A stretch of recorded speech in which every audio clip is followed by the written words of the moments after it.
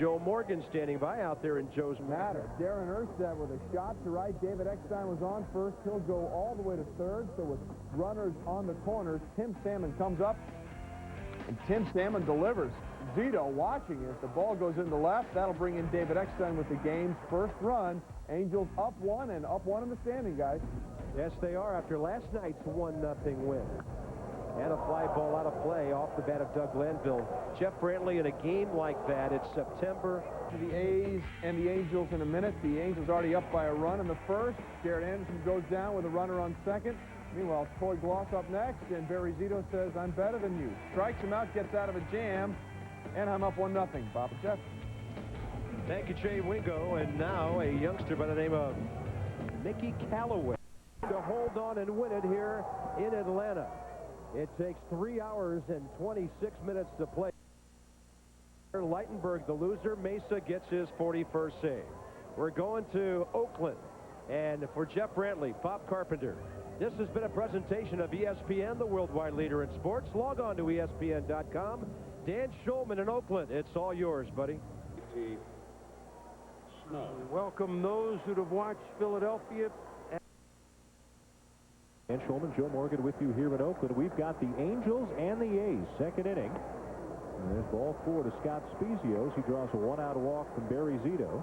The Angels getting a run off Zito in the first inning, snapping his scoreless streak at 21 innings. David Eckstein a walk. Darren Erstad a single, moved Eckstein around to third, and then Tim Salmon, the hero from last night, drove in Eckstein with a sacrifice fly. They have split the first 2 games of the series. They've got the 4th and final game coming up tomorrow afternoon. And what's at stake in this series and over the next 10 days, unless something drastic happens to these teams, what's at stake is who's going to win the West and play the Twins in the playoffs, who's going to be the wild card and play the Yankees in the first round of the playoffs. Of course, the West Division champ would also get a home field. The wild card would not. Benji Gill, the batter, getting a start at second base for Anaheim tonight. Joe, you walk into both clubhouses and you kind of take a poll of different players. Does it matter to you? Does it matter to you? Some guys say, we said in March we're going to win the West and that's what we're going to do. And other guys say, yeah, whatever, just make the playoffs. Well, I like the attitude that we're going to win the West. You always want, you know, to be the champion. There are some perks that go to the champion rather than the wild card. Now, you're not talking about a playoff, not first place share, are you? Well, your first mentioning is that you will be the home team. That's right. You get to be the home team in the playoff the first round. And the other, I guess, is the fact that you do not have to go to Yankee Stadium right away. You can build up to that.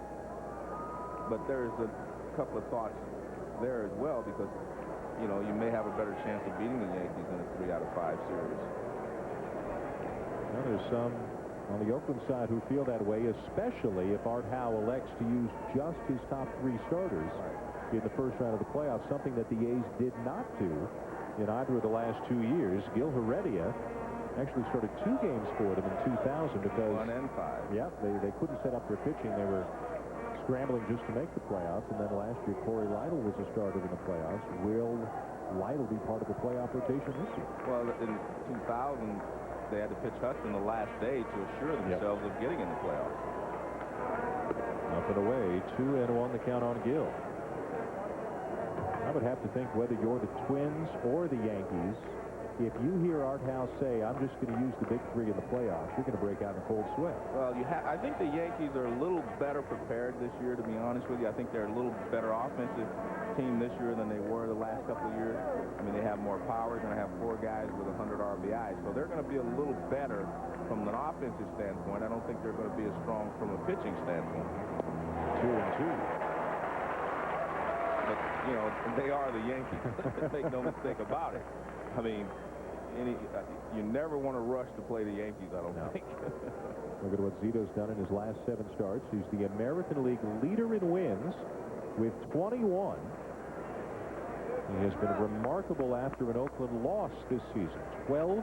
And that's the situation that the A's came into tonight in, having lost last night.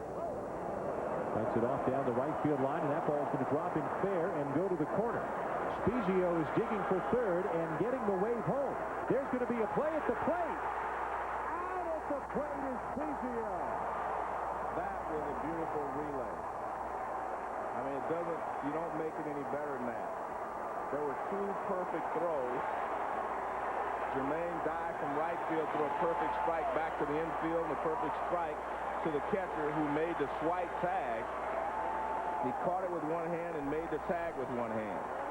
Fastball up and in. He fights it off down the right field line. Now watch how this is handled. Picks it up. Now he gets rid. Look at this. This is perfect. Catches it right there. Just beautiful. It's set. Might have been safe. But guess what? I mean, everything was handled perfectly.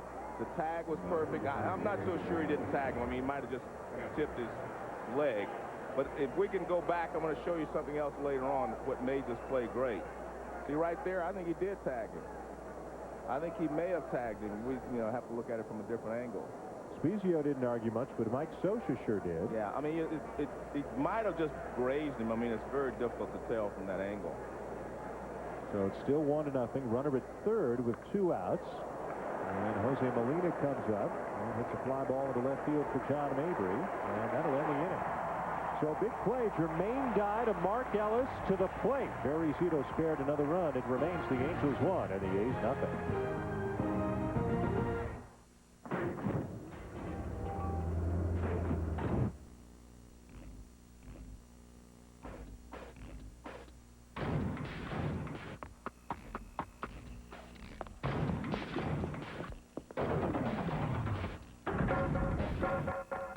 The Jiffy Lube Signature Service oil change every 3,000 miles. If you want your car to run like a well-oiled machine, take it to the place that works like one. Jiffy Lube, the well-oiled machine. How you doing? This looks great. What's that?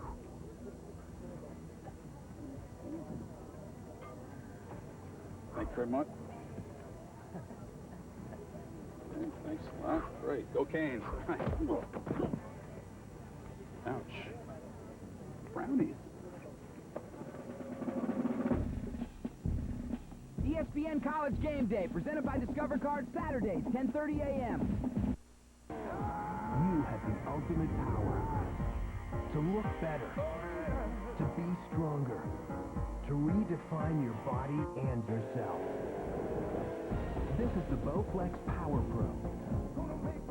Quite possibly the most effective home fitness machine ever made. In as little as 20 minutes a day, 3 times a week, you can get real results that can change your entire body. With over 60 health club quality exercises and up to 410 pounds of resistance, it's like having an entire gym in your home. Bowflex is so effective that we guarantee you'll get the results you want in 6 weeks or less. You can own a Bowflex with no money down and payments as low as $33 per month. Call and ask for a free video and brochure and check out the entire Bowflex lineup or visit us on the web at BowflexDirect.com today. Redefine your body with Bowflex. Trey Wingo with you in our baseball studios. Giants, Dodgers. They walked Barry Bonds, and what do you know? When you walk Barry, sometimes you pay. J.T. Snow with a ground rule double. Barry Bonds scores. Giants up 1-0. Dan and Joe, back to you. Trey, thank you very much. Here are the Angels up 1-0, and here's Jermaine Dye to lead off the bottom of the second. The guy who got that relay play to the plate started. Picking up his first outfield assist of the season and making sure the Angels lead stays at just 1. You know, and watch, Barry Bonds may be the most feared hitter in the history of baseball. Yep. I mean, they just buy the pitchers and the managers. Nice play down at third by Gloss. Can he get enough on the throw? Sure does. Big stretch at the other end by Spezio. And Dye is out by a step.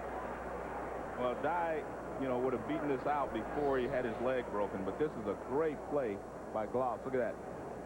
Now watch how quickly he gets up, and then he's got a great arm. Look at that. That's a strong throw across the diamond. Excellent play there by Troy Gloss. Yeah, especially, remember, he's 245 pounds, but he moves pretty quickly for a big guy. Here's John Mabry getting a start at left field tonight. It was Mabry's arrival that coincided with kind of a turnaround for the Oakland A's back in late May. They were really struggling. They were 20-26. For a day in the third week in Major, they were in last place in the American League West. Callaway, his second consecutive start against the Oakland A's.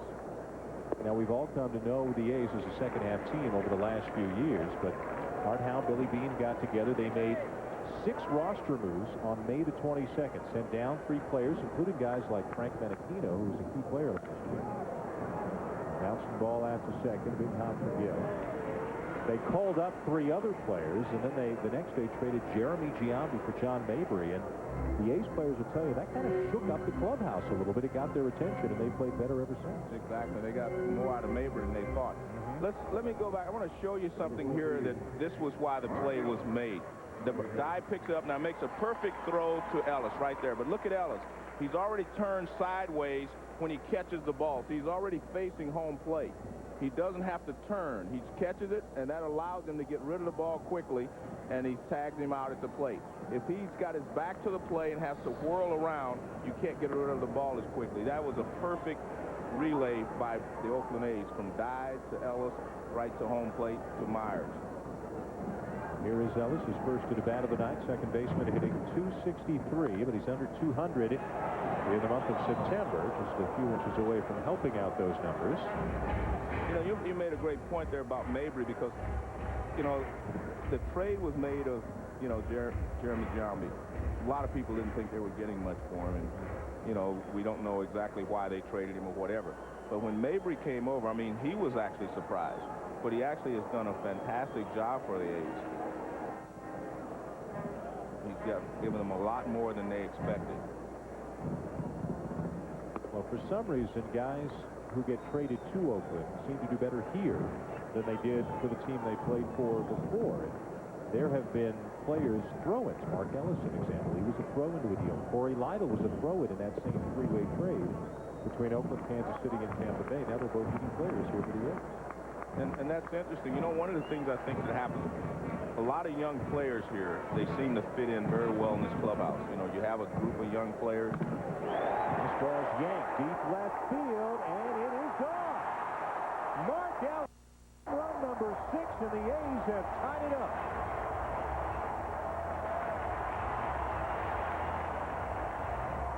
I have to tell you, when he first hit that ball, I just thought it was going to be an extra base hit.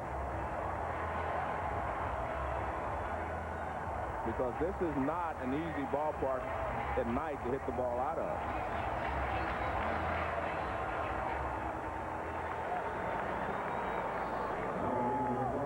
It was supposed to be a fastball away. It gets the middle of the plate. And look at this. It's just a line drive. That's why I thought it was going to be a double. But, I mean, it carried all the way into about the 10th row up there. So Ellis, who came into the game hitting under 200 in the month of September, responds with a home run to tie it at 1 in the bottom of the second. This is what the A's need, some help from the bottom of the lineup, somebody other than Miguel Tejada to really help out with the offense. Terrence Long is the batter.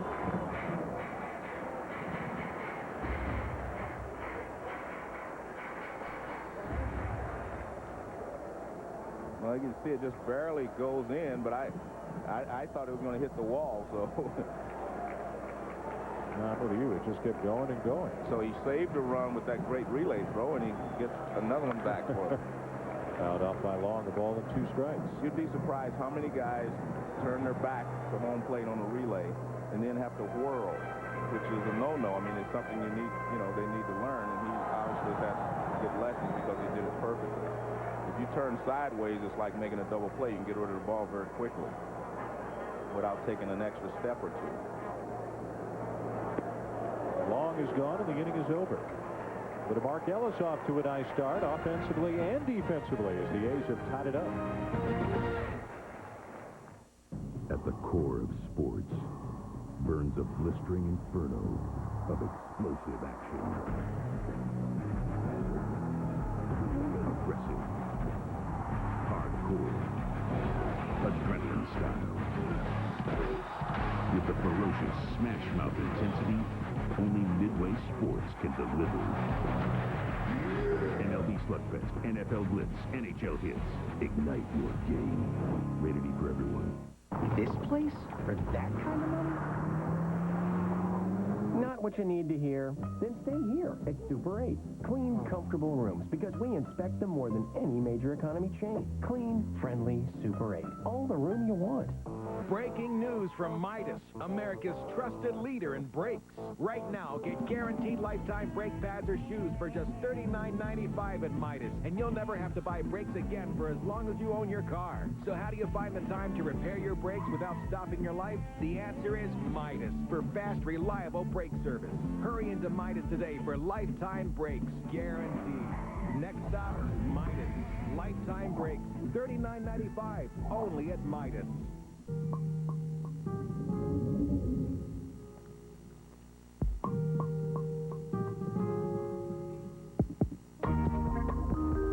New Starbucks Double Shot is an invigorating blend of espresso and cream to get you going.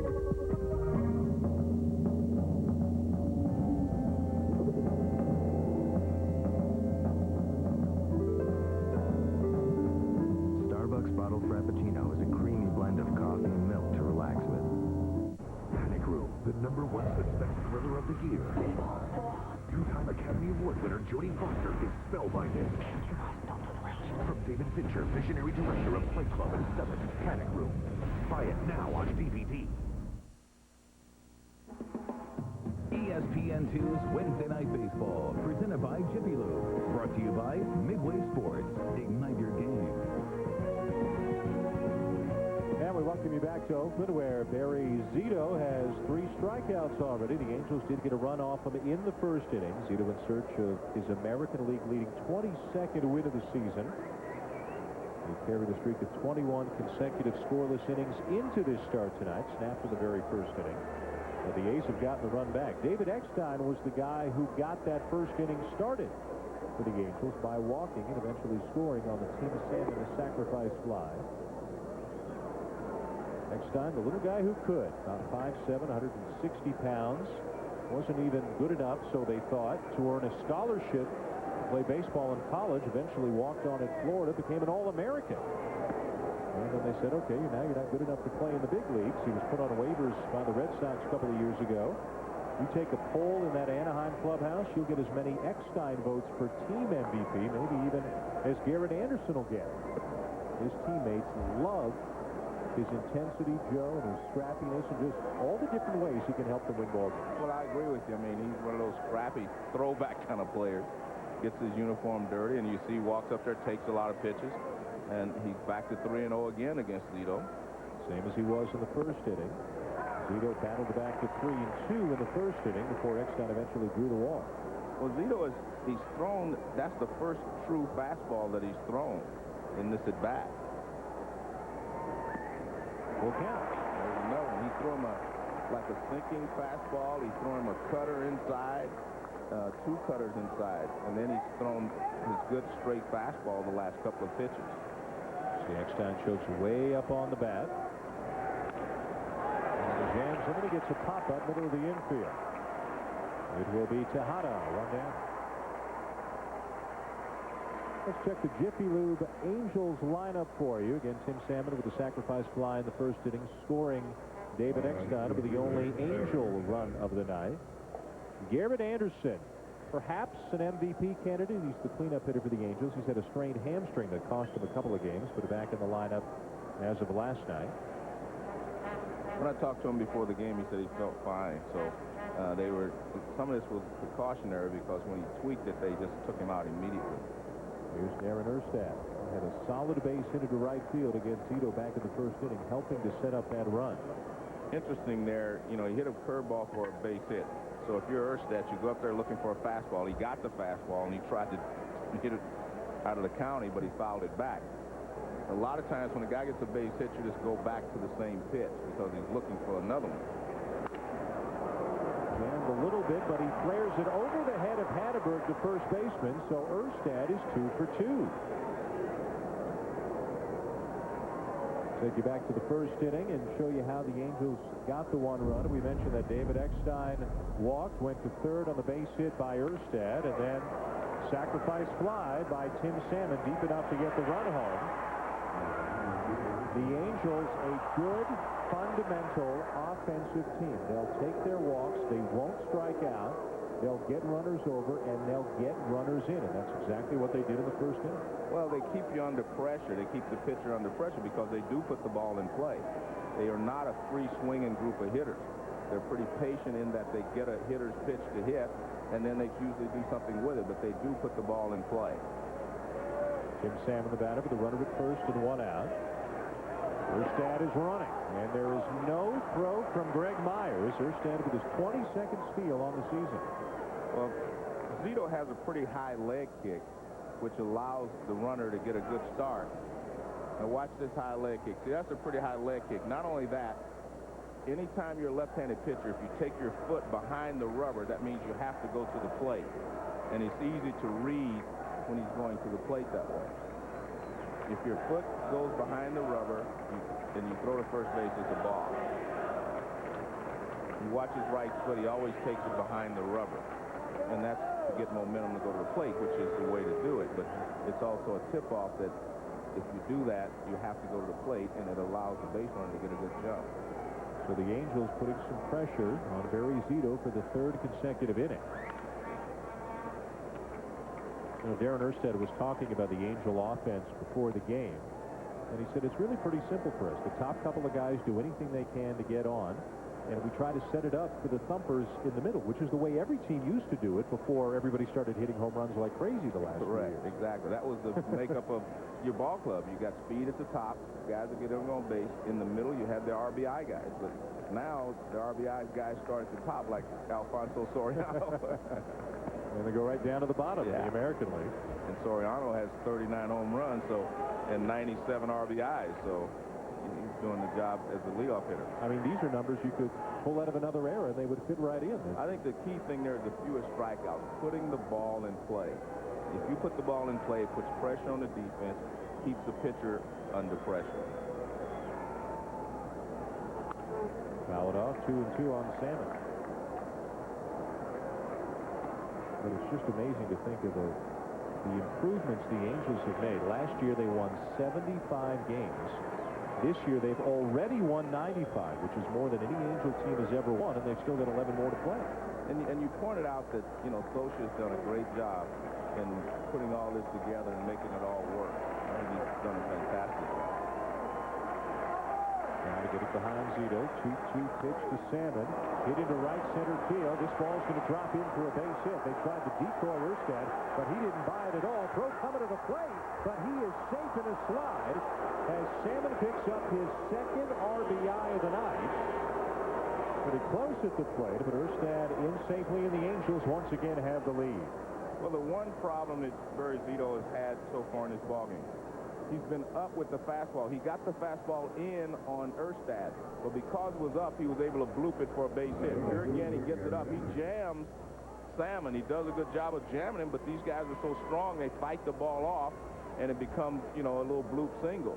And you see Erstad with his speed, he's able to score from second base easily. The play is not as close as it appears there because he was across the plate before Myers even got the ball.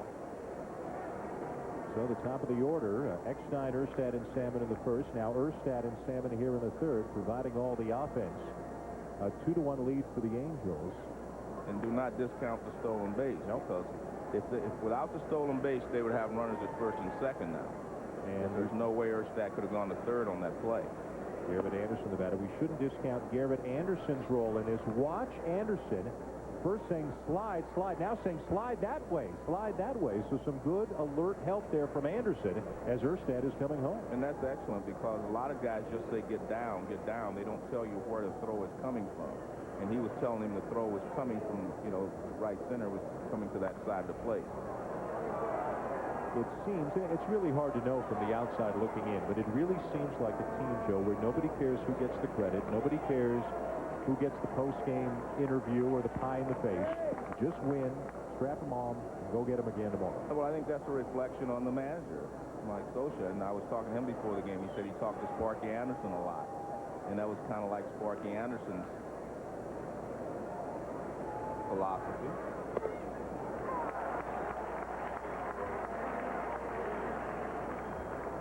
Zito jumps out in front of Anderson, a ball and 2 strikes. He struck out Garrett Anderson back in the first inning, and now Anderson's having a little stroll just not quite pleased with the way things are going, although Anderson's expression rarely changes. Well, he struck him out with a breaking ball out of the strike zone. You'd think that he would try that again, try to throw a breaking ball to get Anderson to chase it. And if he doesn't chase it, then it opens up the inside corner for you. Anderson with 26 homers and 114 RBIs. He does get the breaking ball, but this time he checks the swing. It's 2-2 on Garrett Anderson. Well, that's a very smart pitch there by Zito. I mean, he got him to chase it in the first inning, so throw it again. And the reason I say if he doesn't chase it, it opens up the inside corner again. Because he's thinking, well, he's throwing the breaking ball away to get me to chase it. Zito can throw a fastball inside, and there's no way he can hit it. Full count. You saw the pitch count for Zito. It is starting to climb early in this game. Walked a batter in the first, walked another one in the second. Really fortunate not to be down more than 2-1, but for the play at the plate in the second inning made by Dye and Ellis. The Angels a game up on the A's in the AL West. And again, the first tiebreaker, should they wind up tied at the end of the season, is the head-to-head record. They do not play a one-game playoff just to decide who's the West Division champ and who the wild card is. The first tiebreaker would be head-to-head record. Right now, it's 9-9. Runner goes, and a ground ball bounced down to first. Chavez takes the runner over at second base, and then it makes the play at first as we send you back to Trey Wingo for an update. Trey? All right, Jen, we head down the coast to Chavez Ravine. The Giants leading 2-0 comfortably until in the second inning, Russ Ortiz off Adrian Beltre goes the other way to the gap in right center, and that's gone. His 21st. It's a one-run game, 2-1. Mark Rusalonic made an out, and then Alex Cora didn't. He turns on it out to right, his fourth. Brand new ball game tied up at 2. California dreaming late in September baseball, guys. Now that's the other huge series, the Dodgers and the Giants. And of course the Dodgers first lose Ishii, then they lose Kevin Brown, then they got Kevin Byrne starting tonight. Do the Dodgers have enough starting pitching to get it done and overtake the Giants for the wild card? No, you would think they would not, but hey, they're tied right now. Well, they're one game behind. They've split the series down there so far. Just to show you how good the Angels are, Tim Salmon was in motion there. The ball wasn't hit hard enough to be a double play, but they could have gotten the lead runner at second base, and you wouldn't have a runner in scoring position keeping the pitcher under pressure. This is what they do. They just keep the pitcher under pressure at all times. Unless you're Mark Mulder, and then you just walk right through. Yeah, he just figured I won't let anybody on base. I won't let anybody on base, then I won't have to worry about it. What a pitching matchup last night. Mark Mulder and Jared Washburn. Neither one gave up a run. Neither one gave up a walk. In a game that wound up a 1-0 Angels win in 10 innings. Tonight, a bit of a different story. The Angels lead the A's 2-1, top of the third here in Oakland. Third game of a 4-game series. Wednesday Night Baseball on ESPN2, presented by Jiffy Lube. Along with Joe Morgan, I'm Dan Schulman. Each team has won once in the series, and again, the Angels 1 game up on the A's atop the AL West. There's Washburn, who on 3 days rest last night went 8 outstanding innings, giving up just 3 hits. There's that play again. Didn't get him, but you don't like it at all. Well, if you raise your leg and turn, that's fine. Watch this. He raises his leg, and then he hesitates. You can't do that. There's a hesitation there. If you just turn, see that? See, that's a balk. That's clearly a balk right there. If you raise your leg and continue on around, then it's not a balk. But when you raise your leg and stop, that's like you're going to the plate, and then you do it. That's a balk. Troy Gloss, the batter, and he takes upstairs 3-0. Then I don't understand how they let him get away with it. If there's no hesitation, it's fine. But there is definitely a stop there when he gets to the top. Was that move in vogue when you played? No. That was a balk. They didn't let you. If you continued on around, it was fine. They're just going to put Gloss on. And this is not a bad idea. To walk him once you've fallen behind as they did there. The one thing I'm noticing here with Zito, and I've seen him pitch a lot because I'm in the area, but it seemed that he's lost a little confidence in his fastball.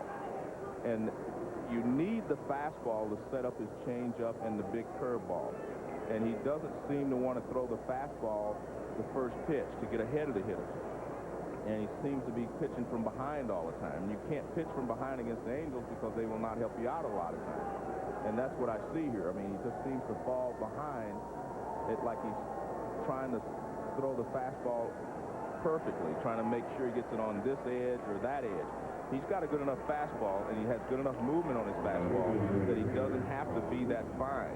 But, I mean, it just seems tonight that maybe, you know, he doesn't have quite the confidence in his fastball that he normally has. And as you mentioned, that's why he's thrown so many pitches, because he's trying to make a perfect pitch on the first pitch, and he's falling behind a lot of hitters. First and second, 2 down, a run in already for the Angels, and Sean Wooten, the DH, comes up. Struck out looking last inning. You mentioned it earlier, Barry Zito was one of the few pitchers in baseball with 3 out pitches. He can get you out with the fastball, he can get you out with the curveball, and he can get you out with the changeup. He threw a beauty of a curveball to freeze Wooten in his first at bat.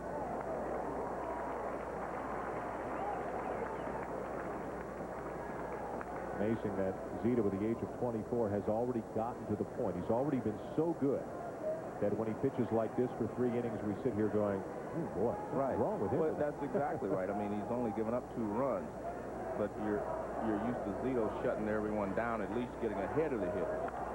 That's what I'm talking about. Throw the fastball. He's got a good fastball. And he gets out of it. But the Angels do get another run, and it's 2-1 Anaheim going to the bottom of the 3rd.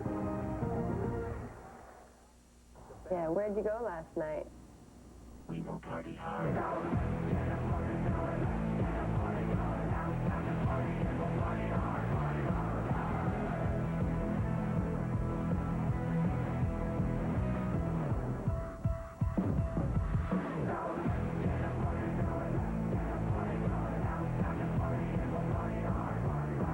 Where did you go? Nowhere.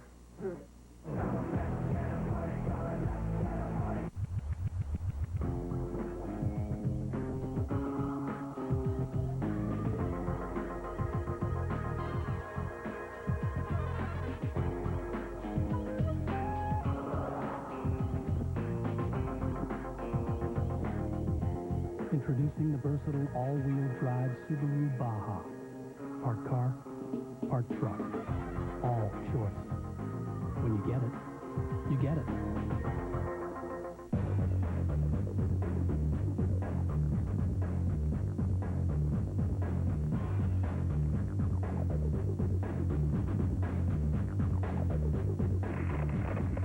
We've just been informed that Cooper has been ranked best replacement tire for light truck vehicles and customer satisfaction in a tie in the J.D. Power & Associates 2002 replacement tire study. Okay, as you were.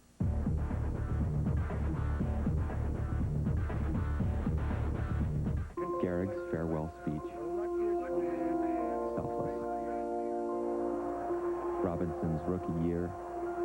Fearless. Fisk's game winner. Timeless. Our pastime. Priceless. Baseball will announce its most memorable moment at the 2002 World Series. Use your MasterCard and you could be there. May your travels bring you serenity. Satisfaction. Like when you book ahead, ask for the daylight savings rate and save 25% on your days in room. It's like getting the bathroom free. All you need is the inspiration to book now. Actually, it is an option, but...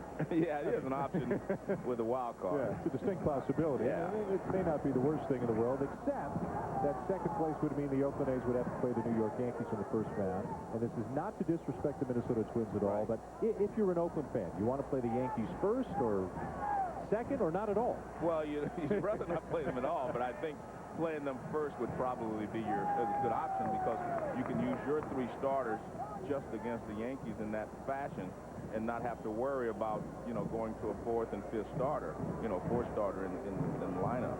Greg Myers getting a start behind the plate for the A's tonight.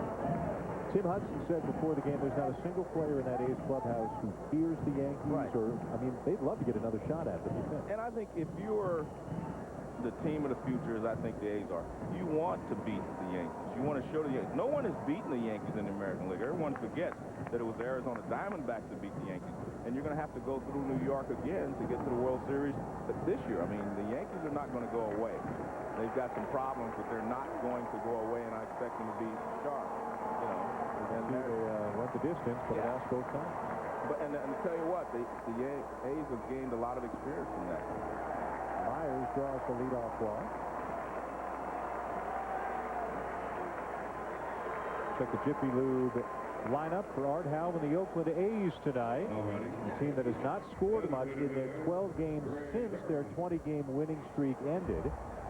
They were shut out last night. They do have a run so far here tonight, but trailing 2-1. David Justice not in the starting lineup. Ramon Hernandez not in the starting lineup. But Art Howe's got some flexibility. He can move some guys around, and I guess when you're struggling to hit, that's the first thing a manager does. He tinkers.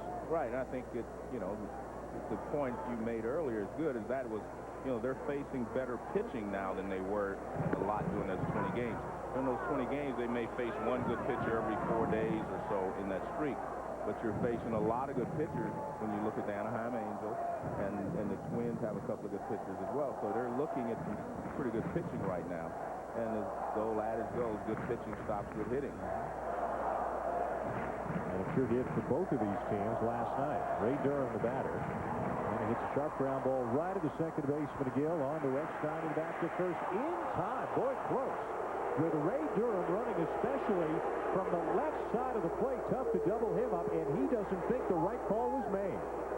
Well, they took a little time. Gill at second base took a little time before he fed the ball over to Eckstein. And I thought he was going to be safe.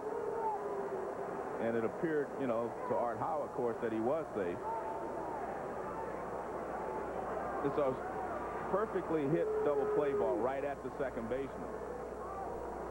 But watch him now. He holds it for a second. See right there? He doesn't get the ball to second base quickly. He holds it, gets it to Eckstein. Eckstein makes up for it, but there's no way that they got him at first base there. I mean, he was clearly, I mean, it looks like he hits the front of the bag right about there, and the ball's still in the air. So each manager has come out to argue a call already. Yeah. And the hesitation by the second baseman, in my opinion, I thought he was going to be safe at first anyway, and he was. But 2 outs, nobody on. Scott Hatterberg, the batter. Do you think Benji Gill was trying to decide, do I backhand flip or do I turn and up a more conventional throw? That's a good point. I mean, he did hesitate. I don't know why the hesitation, but he did hesitate, and you can't do that with a speedy runner like Durham going down the line. You have to get it to the second shortstop quickly and let him make the turn. But Eckstein did make up for that slow speed, but he still didn't get Durham at first base. You know, the way these teams are playing these games and the way the managers are reacting during the games, there sure seems to be a lot on the line. There's not quite as much as in the Dodger-Giants series, obviously, because one of those teams is not going to make the playoffs, but these games sure have an October feel about them. Well, I think there is a lot on the line, though. And it's a matter of philosophy. I mean, it has nothing, in my opinion, to do with whether I play the Yankees or the Twins. You play for the championship. I want to be the champion. Last year, the A's got in as a wild card. I mean, the year before, they got in as a wild card. You want to win the division. They had no chance last year with Seattle the way they were playing.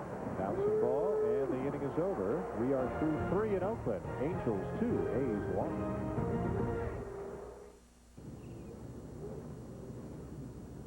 Any luck? I'm looking. Hun? I'm trying.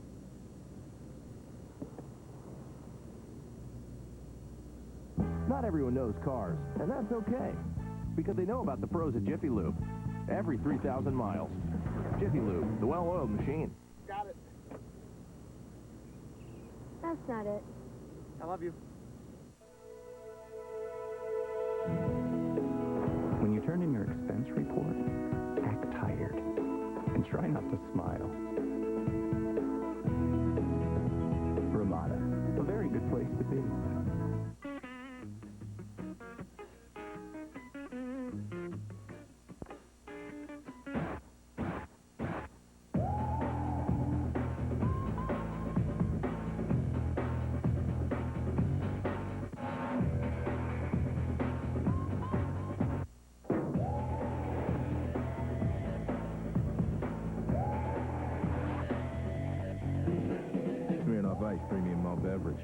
intelligent nightlife.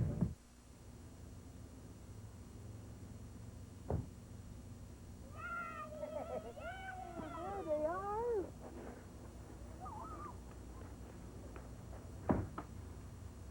Outback's curbside takeaway. Call up, pull up, and we'll bring it right to your car. So you can enjoy our perfectly grilled shrimp and our juicy steaks, seared to perfection. Hey, think you might have accidentally locked me out. Outback Steakhouse. No rules, just right. Have a seat.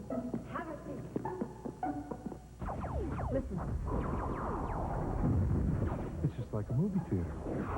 Come to Radio Shack now during the Hollywood in Your Home sale and get an RCA home theater in a box with DVD player for just $299.99. And a two-room RCA DirecTV system is just $29.99 after a $70 Radio Shack mail-in rebate. There's just one thing that's missing.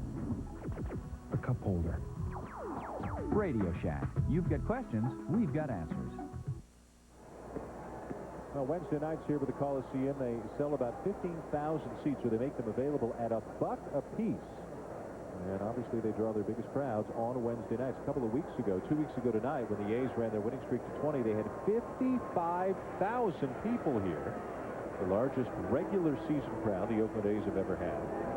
Scott Spezio leading off the fourth. Now things have come back to the pack a little bit since then, now that the winning streak is over. So the A's attendance up a little bit from last year. They just went over the 2 million mark last night. And they're middle of the pack American League in attendance. Now you live here. Is there, where do you see things going here? Is there ever going to be a new ballpark for the A's? Where would it be? Do they need a new ballpark? Where do you sit on? Well, I think they need a new ballpark, and I think this city should get them one. And I actually think that they will. But then I'm not a politician. I'm not one voting on it. But I do think that they will get a new ballpark here, and I think they definitely need one. This is a football stadium now. The park here in Oakland, you think they'll get a new one right here in the city? Well, yes, but I don't think I think it'll be hopefully closer to downtown area and help rejuvenate the area as they've done in a lot of other cities by putting a ballpark in the downtown area. 3-1, the count on Spezio, the first baseman, leading off the top of the fourth inning. It's a 2-1 game, Angels leading. Spezio walked his first time up. Last year, from this side of the plate, as a right-handed batter, Scott Spezio hit .239 without a homer. This year, he's hitting a .361 as a right-handed batter with 5 homers. Not bad for a guy who would have gone 2 years between homers as a right-handed batter until earlier this season. I think he was expecting to hear strike 3. Well, the problem is that, you know, that's not a fastball. I mean, he's got a good fastball. That's some kind of changeup. Let's take a look at a couple of curveballs that he threw earlier in the game. The first one will be a slower curveball to Darren Erstad. See, that's the slow curveball. Now, this one's even slower. And this one is down out over the plate, and you see Erstad recheck. He strides out, checks his body, and then he's able to hit that ball. That means it was too slow. Because once you step out there, you should have to swing. Once you step and able to check like that, you can hit the ball. There's Benji Gill. He doubled his first time up on that play that saw Spezio get thrown out at the plate. Zito has already walked 4 here tonight. As this ball is driven to deep center field, the back goes long. It's over his head and off the wall. Spezio is on his way to third, and he's getting the wave home again. Tejada's throw is offline, and in to score is Spezio on Gill's second double of the night as the Angels extend their lead to 2. Well, it's the same thing. It seems like he doesn't want to throw a fastball first pitch. This is a high changeup. And he gets drilled over the head of the center fielder. See, it's a high changeup. That ball is up, and he drilled it. For some reason, again, I don't know exactly. Maybe he doesn't feel good. His arm doesn't feel as good as he normally does. He is not throwing very many first pitch fastballs. And the Angels scored for the 3rd inning out of 4. Easily could have scored in the other inning, the 2nd inning, when Spezio was called out at the plate. A 3-1 lead, still nobody out, and they're in on the corners as Jose Molina gets the bunt down out in front of the plate. Myers only play to first base. His sacrifice moves the runner to third. And that's what the Angels do. I mean, they just go ahead and make the plays and force you to have to defense against them. And don't be surprised if they wouldn't squeeze either. You have to correct against the squeeze. Good job by Molina to get the ball down. And that forces Myers, his only players, to first base. Now they have a runner at third with less than 2 outs. And they will squeeze with Eckstein. So you have to be aware of that and be ready. Gill at third with pretty good speed. The A's have brought the infield in, anticipating a squeeze. Eckstein, an outstanding bunter. And he got a hit. The 27th time this year that David Eckstein's been hit, the most in the major leagues. But the only time you won't see him run down to first when he gets hit in the knee.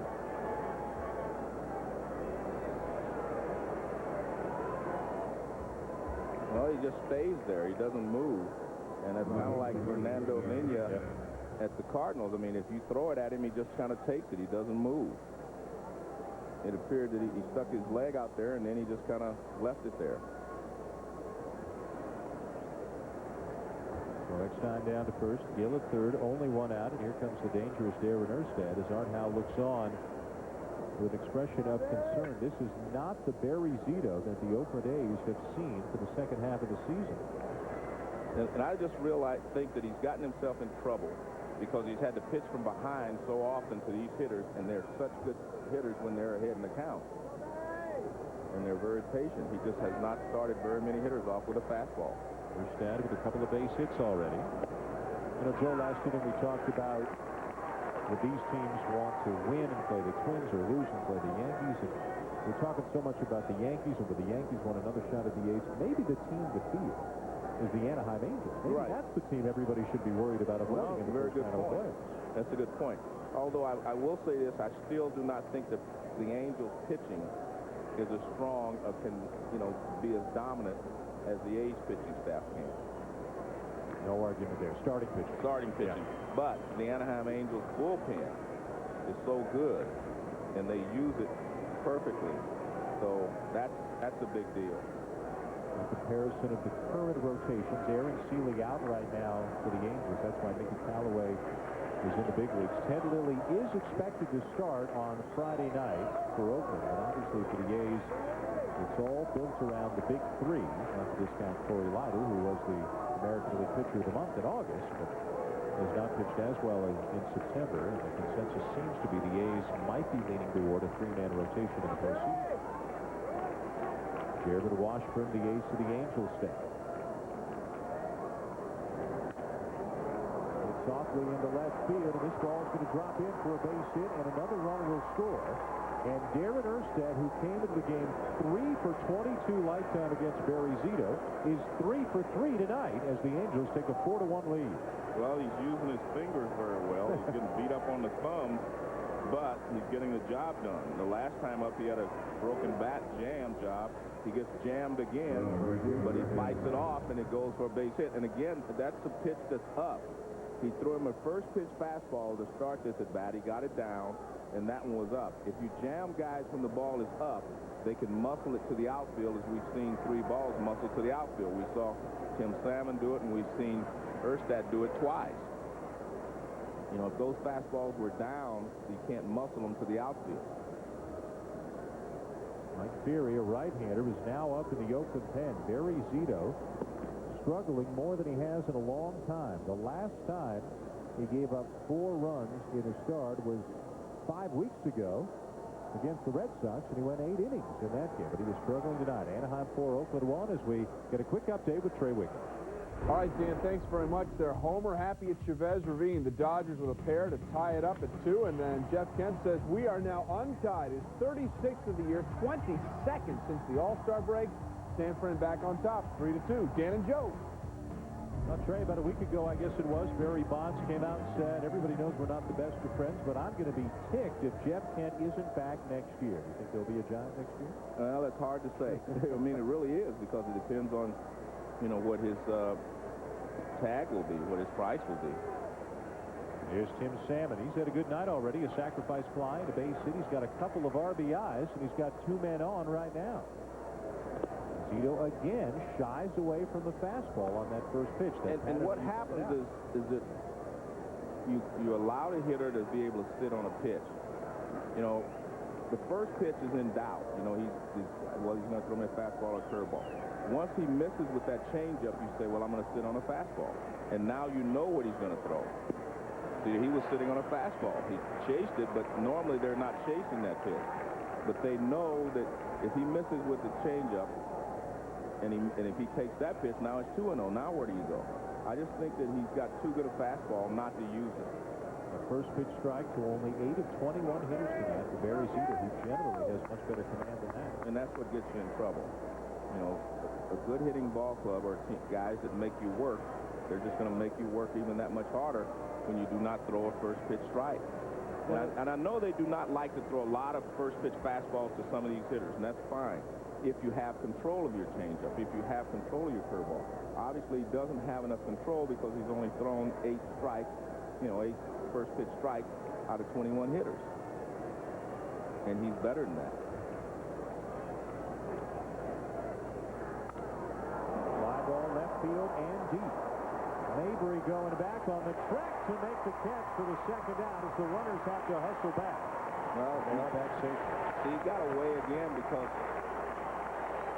he threw 2 changeups, but he was able to get this fastball in just enough.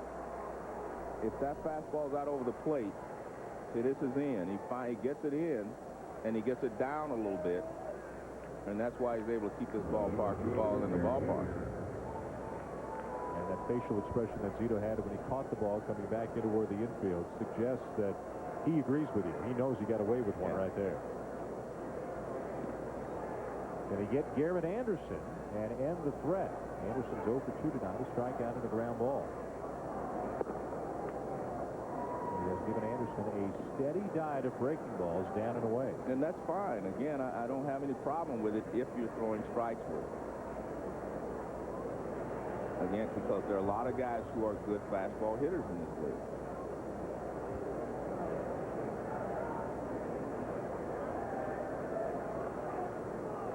I would think with Anderson, though, you've got to mix it up as much as anybody. I agree. If there's a pattern, this guy's going to figure it out pretty quickly. Right. See, now you got yourself in a position where he's going to sit dead red. He's going to sit here for a fastball. If you throw something else for a strike, it doesn't matter because he's not going to swing at it. He'll just take it, and then you're still in the same position. You're still behind. So he's going to sit here looking for nothing but a fastball. Not close, 3-0.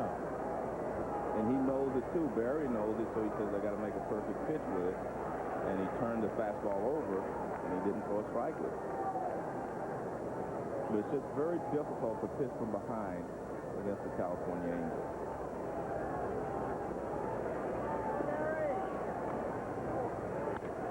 Rio, green line, and a lazy fly ball into left field. Mabry coming on, and that's the inning. But the Angels do some more damage against Barry Zito. It's 4-1 Anaheim. What you save on Renauta's PN2's Wednesday Night Baseball, presented by Jiffy Lube. Jiffy Lube, the well-oiled machine. And in part by Rocky Mountain Cold Coors Light. Cold, down, easy. Now we're back in Oakland for the bottom of the 4th inning. Dan Schulman and Joe Morgan with you. It is 4-1 for the visiting Angels. The spirits are still high here at Oakland. They've had a great season of baseball again, and in all likelihood, we'll watch this young, talented team head to the postseason. A chance for Miguel Tejada to get even more recognition. Has sure been coming his way the last couple of weeks with some of these dramatic late-game winning hits that he's had. Walk-off homer and a couple of game-winning singles in the last couple of weeks. And I think it took that 20-game winning streak to bring the nation's attention to Tejada. And ball down to third. But Art Howe feels that they've gotten more attention during the streak as a team than they even got in the playoffs for the last couple of years. More baseball comes your way Friday night on ESPN at 8 Eastern as Lance Berkman and the Astros just hanging on by a thread right now. Take on the team they're trying to catch in the Central, the St. Louis Cardinals. Others will see San Francisco and Milwaukee. As you can see, they are quickly running out of time here in the month of September, 7.5 back. For more information, log on to ESPN.com. The Astros conceivably could still make some noise in the wild card race. Here's a drive. This is some noise. Straight away center field, and wow! Is that ball out of here? Eric Chavez with number 34, and it's 4-2.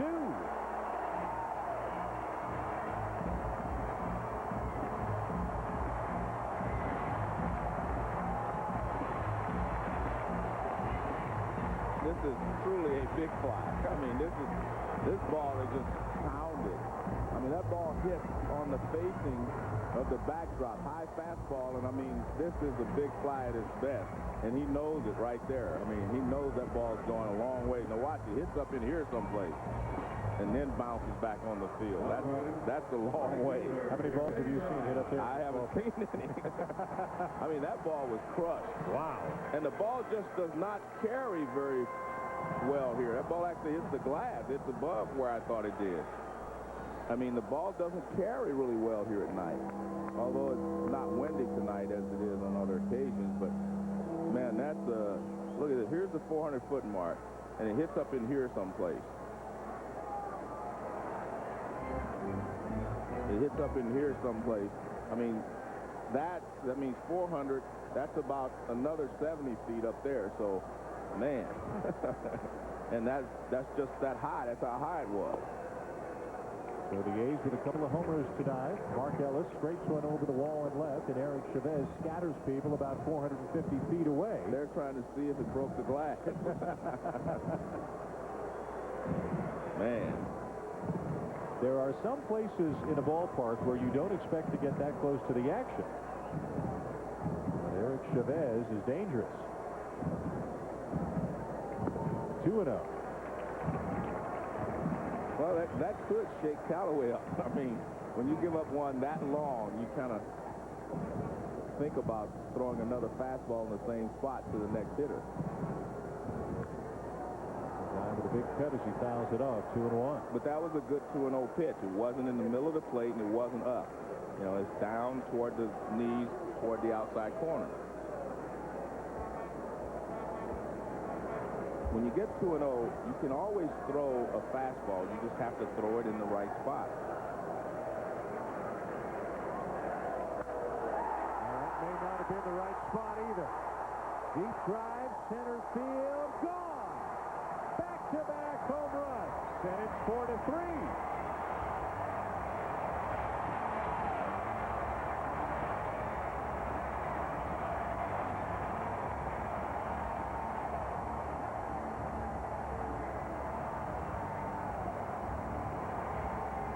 Another high fastball, and that didn't even appear to me that I got all of it, but they're so strong that when they hit it, another high fastball, look at that, up, he goes up and gets it, and he knows it's a home run too.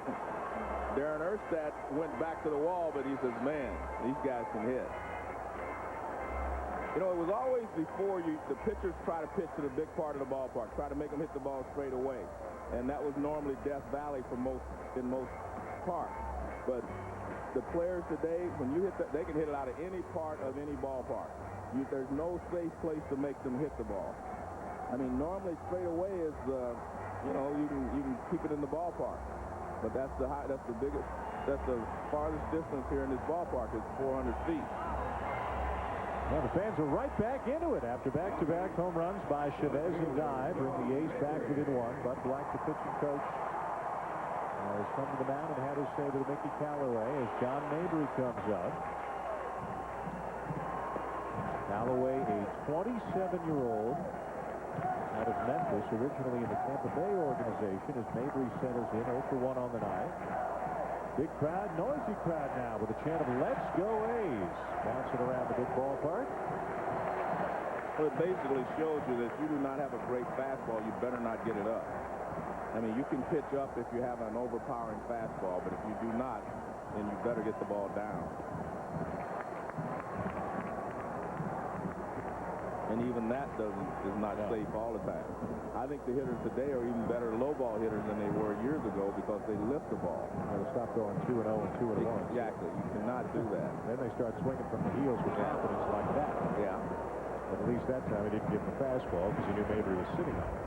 You have got to be able to, change speed and move your fastball in and out and keep it from up and over the middle of the plate if you do not have an overpowering fastball. Well, that was one of the things about last night's game. Granted, Mulder and Washburn are in a different caliber, different class, but Washburn doesn't have an overpowering fastball, but here he was on 3 days rest, pounding the strike zone. 0-1, 0-2 every hitter. 8 shutout innings, only gave up 3 hits. Anybody will tell you the best pitch in baseball is strike one. I mean, that is the best pitch.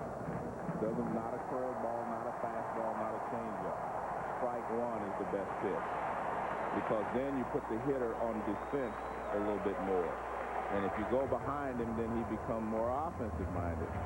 He doesn't have to protect the plate if he's ahead in the count. And Scioscia looking like he's about to get something started down in the pen, and they are starting to scamper down there. Callaway making his 5th start of the season for the Angels after putting up some great numbers at AAA. Left-hander Dennis Cook getting up and starting to throw. I think they might get a right-hander up as well. And the one thing you have to do if you're the Angels, you cannot let the A's tie the ball game. I don't care what you have to do. You can't let them tie it, because if you let them tie it, it's going to give a shot in the arm to Zito, first of all. He's going to say, I pitched poorly by his standards, and I'm still tied in the game. And then he's going to be able to reach back, get a little bit more, and take them 3 or 4 more innings of scoreless ball. So you better not let them tie the ball game. Mabry at first with a 1 out. Mark Ellis the batter. Ellis homered his first time up.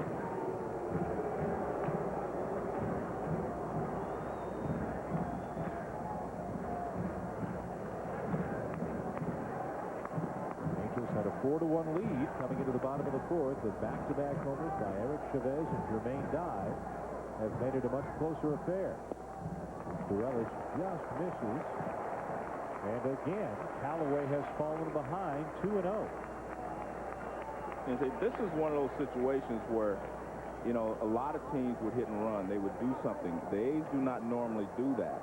You know he's going to have to give the hitter a pitch to hit, so you can put the runner in motion and open up a hole someplace. But the A's just normally do not hit and run a lot. Now you get the feeling right now with 2 left-handed batters coming up next that this could be the last batter for Callaway. That Bud Black is checking to see how quickly Dennis Cook can get ready.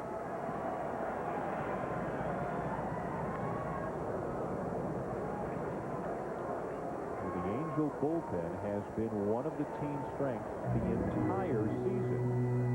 Cook has been out much of the year, but unheralded relievers like Shields, like Brendan Donnelly, like Ben Weber, and given Mike Scioscia some of the best relief work that any manager has gotten in the American League this year. In fact, the Angel bullpen has the best bullpen ERA in the league. And they're excellent. I mean, they shut teams down when the starter gets knocked out early.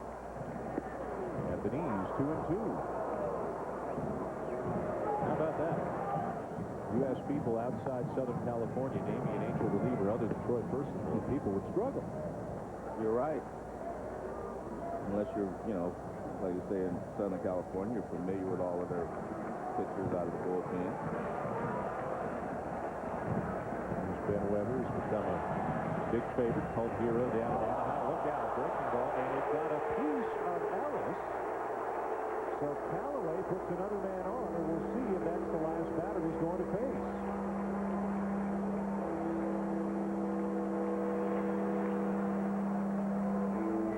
Comes the skipper. Now, I think you have to do this because, again, if you let the A's catch up, you're asking for trouble here. There's a breaking ball, and you can see Ellis looks like he gets hit on the left hand. So for the second consecutive start, Callaway does not get out of the 4th inning against the Oakland A's. Dennis Cook coming on. Direct from the Major League Baseball Clubhouse Store. The Major League Baseball Clubhouse Store presents Bobblehead Fever. Bobbles are the hottest collectible, and you can get all your favorite players right now. Bonds, Schilling, Sosa, Ichiro, Giambi, Rodriguez, and more. Call toll-free 866-MLB-2002 to add these baubles to your collection for only $19.95 each. 866-MLB-2002. Call now. Will another legend fall? One by one, he eliminates all that stand in his way. A decade of destruction, inflicting pain and causing agony, have led a dead man to the next big thing. Brock Lesnar, Undertaker, the WWE Championship. Unforgiven, live September 22nd on Dish On Demand pay-per-view. The Emmys are center stage, and E brings you closer than ever when we go live on TV's biggest night. Come on. Joan and Melissa are on the prowl for exclusive reactions. I'm doing it. And then some. It's so fun getting up here. Then go online and rank the stars as they walk the red carpet. Be part of TV history with our live coverage of the Emmy Awards. Sunday, September 22nd at 6, only on E, the leader in award show coverage. Watch us on E live from the red carpet at the Emmy Awards here on Dish Network. Showplace. This is it, where you'll see new hit movies, all-time great flicks, gritty independent films, and all your movie favorites. Ask for Showtime Unlimited and get 4 premium networks on 10 digital channels, all in one place. Show off. It's hard not to. With daring, innovative, new original series, Showtime Unlimited is breaking the mold with premium programming that's creating a buzz. Get 10 unbeatable channels. Call today. ESPN 2 Wednesday Night Baseball, presented by Jiffy Lube. Well, we knew it was going to be close. The Angels and Athletics don't play anything except close games. That's the way it's been in the first 2 games of this series, and that's the way it was in the series they had last week. But already into the bullpen for the Angels here as Dennis Cook comes on. He's going to turn 40 during the first round of the playoffs. A guy who missed a couple of months with a sore shoulder. Initially contemplated surgery, was worried he would have to retire, then decided to rehab, and now he's come back here, activated in September, as he comes on with runners at first and second, only 1 out, 2 runs in already in the inning for the A's. And the batter is Terrence Long, a chance to bring in a lefty with a couple of left-handed batters scheduled for the A's. And Dennis Cook's one of the really good guys in the game, so you're happy that he's able to come back and pitch. Terrence Long, the batter, he struck out at his first at bat. First pitch, line drive, base hit, center field. Mabry getting the wave home. The throw will come into second base as the A's have tied it up.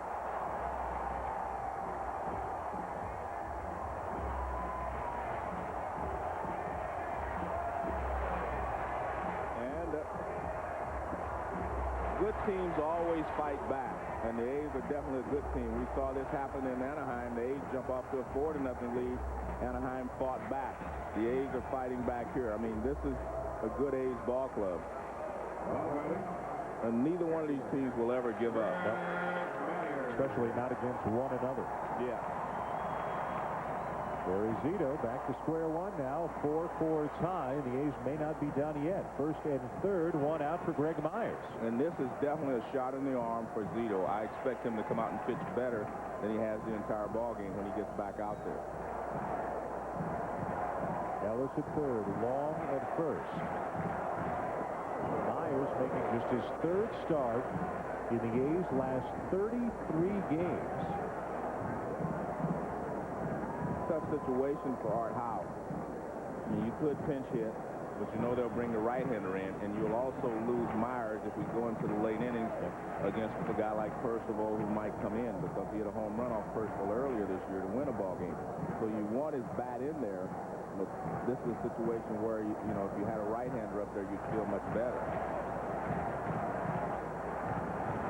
Ramon Hernandez is the everyday catcher for the A's, and he's a right-handed batter, a little bit beaten up right now, a guy who plays a lot. Got a sore right wrist with a foul tip, and ideally Art Howe would like to give Hernandez the entire night off. I mean, Greg Myers, if he was playing every day, he would handle left-handed pitching. It's not to say he will not here, but he can't be comfortable against left-handed pitching because he's just been pinch hitting against right-handed pitchers for a while. But when he was playing, you know, a lot every day, he could hit left-handers, and there you see his career record against a guy like Dennis Cook. He doesn't have a base hit. But in this case, they just want a fly ball to the outfield. Ellis, the runner at third. Rick Ball swung on and missed. By the way, Scott Shields, the right-hander, he has finished his throwing in the bullpen as he looks on down the right field line. And how Mike Scioscia both have been doing some pacing here tonight. Well, I think Art feels we come back and tied this ball game. We're going to play better the rest of the way, and I think that's another reason he's leaving Myers in there to hit in this situation.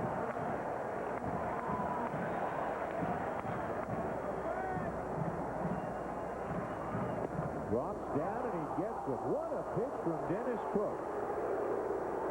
And one thing that they had going there is if you bring, they brought Cook in, he would have to face one batter if they wanted to bring in a right-handed hitter.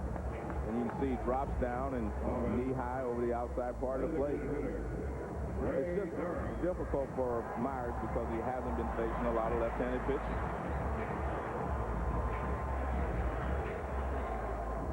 So with 2 outs now, that's going to bring up Ray Durham, and Cook is going to stay. Durham is a switch hitter, but at least as a member of the A's, and that's the last couple of months, he has fared much better batting from the left side than from the right side. So Mike Scioscia can leave Cook in and keep Durham on what has recently at least been his weaker side.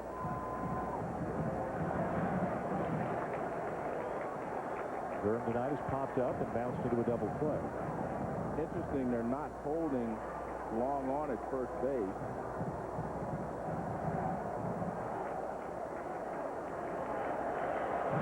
Cook gives him a long look before he comes to the plate, and this is outside, ball 1. If you're the A's, and they're not holding him on, you want him to force him to throw to first base. With the guy playing up the line, he may throw the ball away. You force him to do something, but they know because the A's do not run, that's why they don't hold him on. Normally, you hold the guy on by standing at the bag. They're not even holding him on. Spezio standing in front of the runner about 6 feet off first base.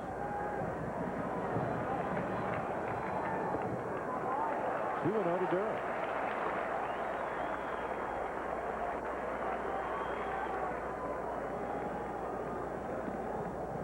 Down to Ron Washington for the signs. The A's with 3 runs in the inning, including back-to-back home runs by Eric Chavez and Jermaine Dye. Mickey Callaway knocked out of the game in the 4th inning for the 2nd consecutive start, both of them against the A's. Gloss at third base is playing awfully deep as well in this situation. That's what you want. Make him throw over there. When you're playing out of position, an unorthodox position, anything can happen. And you see, he didn't even throw hard over there. You're not going to pick anybody off like that. And they are aware that it could be a problem if he throws over there very quickly. You see Gloss way back here. A lot of room in front.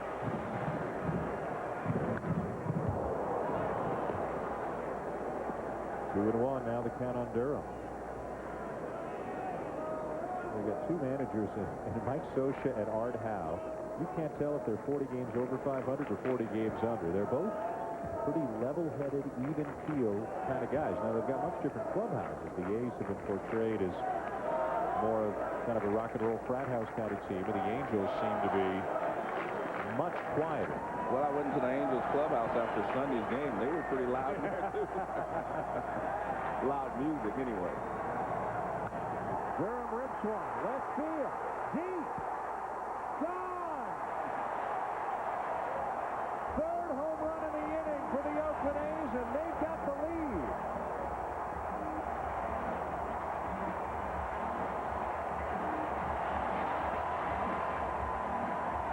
Well, we talked about Ray Durham being the best pickup that the A's made. He has responded. He's made the top of the order a threat. And one thing about this, all 3 of these pitches are identical. The home runs that are hit. The pitches are almost identical. If you took the batters away and just made the pitches come in, they would all be in the same spot. high fastball almost in the middle of the plate. A 6-run fourth inning for the Oakland A's to take a 7-4 lead. They've got 4 homers tonight. Scott Hatteberg comes up 1 for 2. Watch this pitch. Look at that. I mean, if you just sit the pitches there without the hitters, they would all be in the same spot. All high fastballs that do not come back.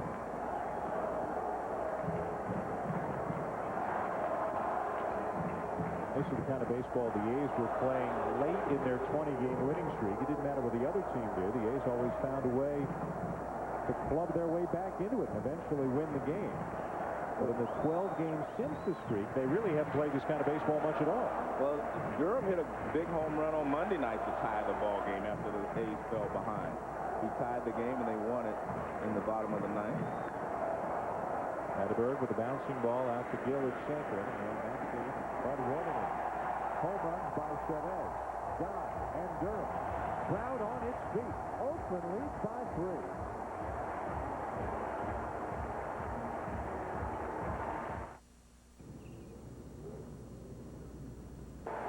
Ray Durham with the biggest hit of them all. A 3-run homer to cap a 6-run inning. It was Eric Chavez who got it started with a monster shot to center field. Jermaine Dye followed that up. Back-to-back homers for the A's. 3 homers in the inning, 4 homers in the game. And now Joe Morgan has put his professional reputation on the line by saying we're going to see a different Barry Zito here in the 5th inning. Well, he has to show his teammates, you know, that what they did for him, put him back in this ball game. I'm going to go out and shut these guys down, and I think he will. I actually think that anytime you give a good pitcher a second chance, he usually picks it up. George Loss leads off the inning for the Angels. He has struck out and been intentionally walked tonight. And there he is, back in the same groove, 2-0. But he's calling his catcher out, and maybe they're going to talk about maybe the fastball is tailing away too much. He's going to have to get a target more into the middle of the plate so that when it tails away, it gets to the outside corner rather than putting it toward the outside corner and letting it tail off the plate. A lot of times, you can change the target when a guy's struggling. You help him out by moving the target a little bit.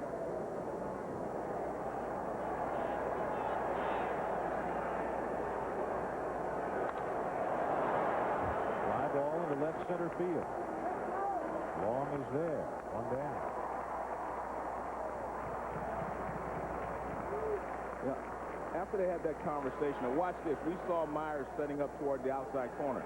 So what does he do after he sees the ball is tailing away and he's missing outside? Watch where you see where he set up right in the middle of the plate. And now when that ball tails, it still gets the outside corner. And that's what he did. He was missing outside. Ball's running away from the hitter off the plate. So he's setting up more. See, that's what he's doing right there. Now he's getting that ball from the outside corner. So that's a smart adjustment by Myers and Zito together. We saw the first 2 pitches. He was set up outside corner, and they ran away from off the plate. So what do? You just move more to the middle and let the ball run out there anyway. So he's sitting more in the middle of the plate now. It's a very easy adjustment to make, and that's exactly what they did. I think you've got to give Zito a lot of credit. It appeared he was the guy who called Myers out. And again, Barry Zito's only 24 years old, but to have the wherewithal to say, hey, help me out here, slide inside. But the other thing is you have to remember Myers does not catch him a lot. Right. And that's the other point. You know, Myers has not been an everyday catcher. See, everything is in the middle now. Bringing a much better result. Yeah, it's a simple thing, but you have to know what you're doing here to help the pitcher out. 2 outs now in the inning. College football Thursday on ESPN. It's a showdown in the SEC as Parnell Williams leads Auburn against rival Mississippi State. Auburn and Mississippi State, 7:30 Eastern Time tomorrow evening on ESPN. 2 down, nobody on. Scott Spezio, the batter. That strikeout for Zito, by the way, his 4th of the night, but his first since the 2nd inning. A little more communication there between Myers and Zito. And like I said, he doesn't catch Zito a lot. So when Zito is struggling, he may not know how to make the adjustment for him. So like you said, Zito called him out and told him, I wanted you to move more to the middle so that my ball will run to the outside corner instead of running off the plate outside. Chad Bradford up at the pen, as you saw. Ideally, Art Howe would love to get Zito through this. I think there are 2 outs, nobody on, to give him at least a chance to qualify for another win. It's team sport, but you know what? The Oakland A's would love to see Barry Zito lead the league in wins, maybe even win the Cy Young Award. Correct. There is, and you know this well living out here, there is the perception, and there's a lot of truth to it, that teams on the West Coast don't get enough credit, either collectively or for their players individually, because so much of what they do happens after the East Coast falls asleep. And I don't think there's any doubt about that. Because we mentioned even a guy like Tejada, who has hit 30 home runs the last couple of years. He hadn't even made an all-star team until this year. I mean, they just do not get it. I mean, everyone tells you got to either play in L.A. or New York to be, seen a lot. And that's true in a lot of cases. Because the A's, very few people knew who they were before they had that 20-game winning streak. Pops him up. And Zito should have his first 1, 2, 3 inning of the night. And that's what you want after they score for you. So it's 7-4 Oakland. We're going to see the heart of the Oakland lineup when we come back to the bottom of the 5th. Your mother said we would love this movie. Mm-hmm. Sweet. Wendy's 99-cent crispy chicken nuggets. ESPN 2's Wednesday Night Baseball, presented by Jiffy Lube. Brought to you by Wendy's 99-cent crispy chicken nuggets. It's better here. Now the A's are erupting in the bottom of the 4th. 3 homers, scored 6 runs. Took advantage of Mickey Callaway and then Dennis Cook. So Mike Scioscia's gone to his pen again for the bottom of the 5th. Right-hander Scott Shields, who has given up just 1 run in his last 14 innings. A 38th round pick by these Angels back in 1997. What a way to be welcomed into the ballgame as Miguel Tejada comes out. It'll be Tejada, Chavez, and Dye. Mr. Shields is going to have to earn it here this inning. Part of this relatively unknown Anaheim pen that has been so good.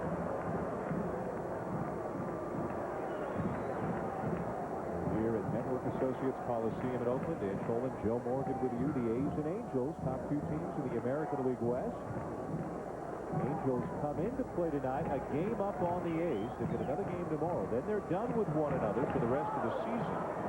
They'll spend the rest of their time playing Seattle and Texas. And right now playing the Rangers is no day at the beach if you're one of the top teams in the AL West. Well, the Rangers, deserve a lot of credit because I've watched them play a lot of games lately.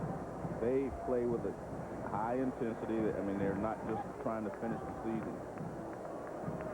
And so it could be difficult for a lot of teams. Angels finish up with a couple of series against Seattle, 1 against Texas. The A's have 2 series against Texas and 1 against Seattle. Now, how does they step it away? 2 balls and 2 strikes. And it could all come down to the final weekend, tiebreakers and so forth. Who's going to win the West? Who's going to finish second? Not to discount Seattle. They're still mathematically alive. But realistically, we're looking at a couple of playoff teams right here. Correct. 3 and 4. And it's interesting you mentioned the fact that they split the 18 ball games. They're both 9-9, which is the first tiebreaker. If they split the next 2 games and they ended up in a tie, then the Angels would have the best record. I mean, the second tiebreaker, which is records within your own division. Way up in the air in foul territory. That declared is lost, and he'll go to a knee as Eckstein makes the play behind him. 18 games already played this season between these 2 teams. 9 one-run games. Not much to separate the 2 teams. And it's interesting because the A's have a record of like 30 and 12 in one-run games. That's right. And they've lost several of them to the Angels. Well, these 2 teams have each won 30 one-run games this season, and they share the Major League high this season in that regard. Eric Chavez didn't like the call. Last time up, Chavez hit what has to be one of the longest home runs ever hit at this ballpark. Correct. And I think it shook Callaway up. I mean, because it had to shake you up. If you're a pitcher and you throw one that far, it has to shake you up. Way, way out there and way up there off the glass. Just to the right of straightaway center field. Now an 0-2 pop-up in foul territory. Will there be a play for Jose Molina? In this park, yes, 2 down. let's go back. In case you missed it, Eric Chavez hitting an absolute monster home run to center field.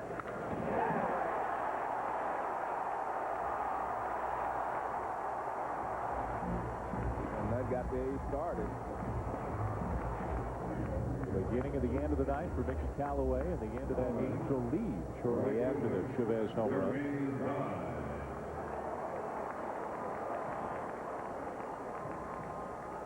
And there's a little difference in the Shields fastball and the Callaway fastball. That fastball he couldn't get to the high pitch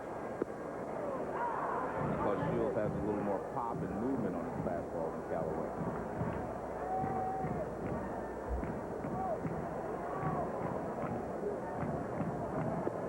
It was middle of the season when Troy Percival was out with an injury. Dennis Cook was on the DL. Al Levine was out as well, and Mike Scioscia had to turn to Shields and Donnelly and get more out of Weber. And out of the adversity of the injuries, he found out he had himself a pretty good bullpen. And Shields has continued to pitch well, even now that all the regulars have come back. 3 up, 3 down for the A's. Breaking news from Midas, America's trusted leader in brakes. Right now, get guaranteed lifetime brake pads or shoes for just $39.95 at Midas, and you'll never have to buy brakes again for as long as you own your car. So how do you find the time to repair your brakes without stopping your life? The answer is Midas, for fast, reliable brake service. Hurry into Midas today for lifetime brakes, guaranteed. Next stop, Midas. Lifetime brakes, $39.95, only at Midas. Hello. Thank you. So we have the Key Factor, Babes in Boyland, and Beach Babes number 7. Will that be everything for today? Yeah. Watch the hottest in adult entertainment from the privacy of your own home. Order Ecstasy tonight on Channel 496. Stars. With new hit movies you'll see first on Stars, only on Stars. Movies so good, if you're not completely satisfied, we'll give you a 30-day money-back guarantee. Stars, just one of 8 great movie channels in the Star Super Pack on Dish Network. Call now, 1-800-333-DISH, to order the Star Super Pack, $11.99 or less a month. We're so sure you're going to love it, we're giving you a 30-day money-back guarantee. Call now, 1-800-333-DISH. Honey, I want to cover the walls in a bold, sassy chintz fabric. Oh, no, ma'am. You don't want to do that. Excuse me? They tried that on Trading Spaces, and it looked awful. It was bad. Didn't that woman cry? Pitiful. What you want to do is an oversized custom stencil based on vintage wallpaper. It's inexpensive. And you won't get all that sagging. Or puckering. Puckering? Everybody's watching. How about you? TLC's Trading Spaces, all new back-to-back episodes Saturday at 8 p.m. ESPN 2 Wednesday Night Baseball is presented by Jiffy Lube.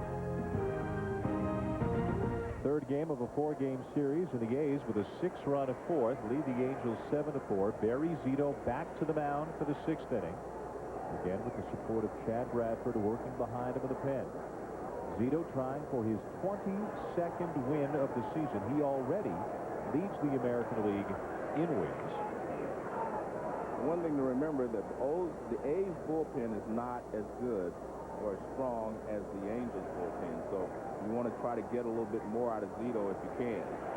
Benji Gill, the batter, is way out in front of the changeup. Well, and that could be a factor in the playoffs. If we jump ahead, there's Billy Koch, the closer, and he's certainly had some great highs and some real rough spots in the last couple of weeks. But if Art Howe decides to go just with a 3-man rotation in the playoffs, so now he's asking his 3 horses to pitch on 3 days rest. Does he then maybe need to take them out an inning earlier than he would like to save them for that next start? And if so, how does he plug the gap between the starter and the closer? I would say no, that you wouldn't take them out an inning earlier. You have to win 1 game at a time, play for that 1 game, and then see what happens later on. But the one thing to remember, Zito, Mulder, and Hudson all are capable of throwing a complete game.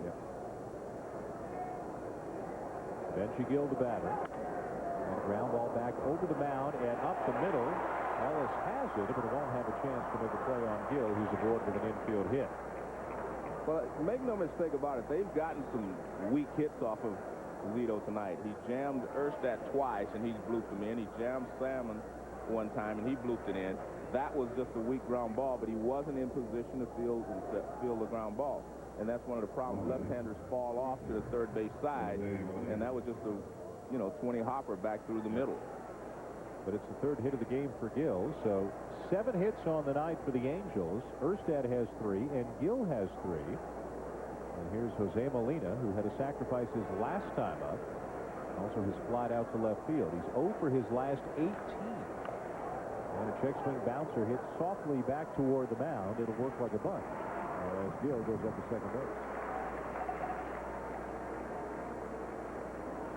One of the Molina brother tandem behind the plate for the Angels. We assume that's Jose. I would have thought one guy would have a B and one guy would have a J on the back of his jersey. Jose and Benji, the two brothers catching for the Angels, and now Art Howe has gone to the mound. Yeah, I think that he realizes that he can't wait a long time and let the Angels back into the game. He doesn't want this to be a one-run game going to the 9th inning. He wants to have a lead going to the 9th inning. Will that be enough for Zito to pick up win number 22 as the A's go to the pen with a 3-run lead?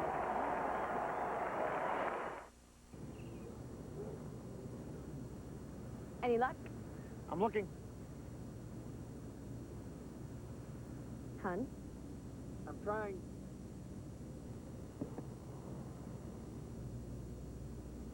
Not everyone knows cars, and that's okay, because they know about the pros at Jiffy Lube. Every 3,000 miles. Jiffy Lube, the well-oiled machine. Got it. That's not it. I love you. May your travels bring you serenity. Satisfaction. Like when you book ahead, ask for the daylight savings rate and save 25% on your days in room. It's like getting the bathroom free. All you need is the inspiration to book now.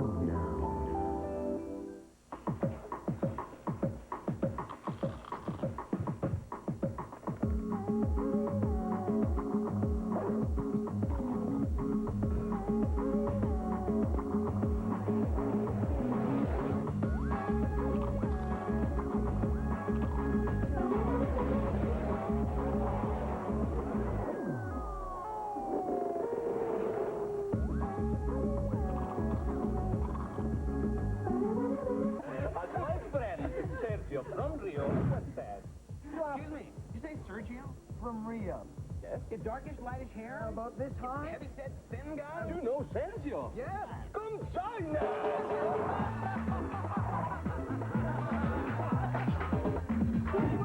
Wait. Let's go see Sergio.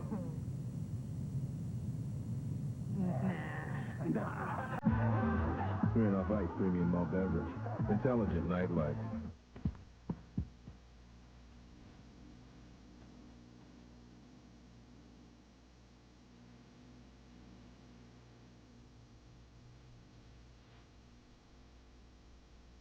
No matter what changes in your life, there are 2 things you can count on for 10 years.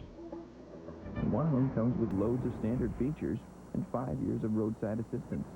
The 2003 Kia Spectra. And right now, get $2,000 cash back on all remaining 2002 Spectras.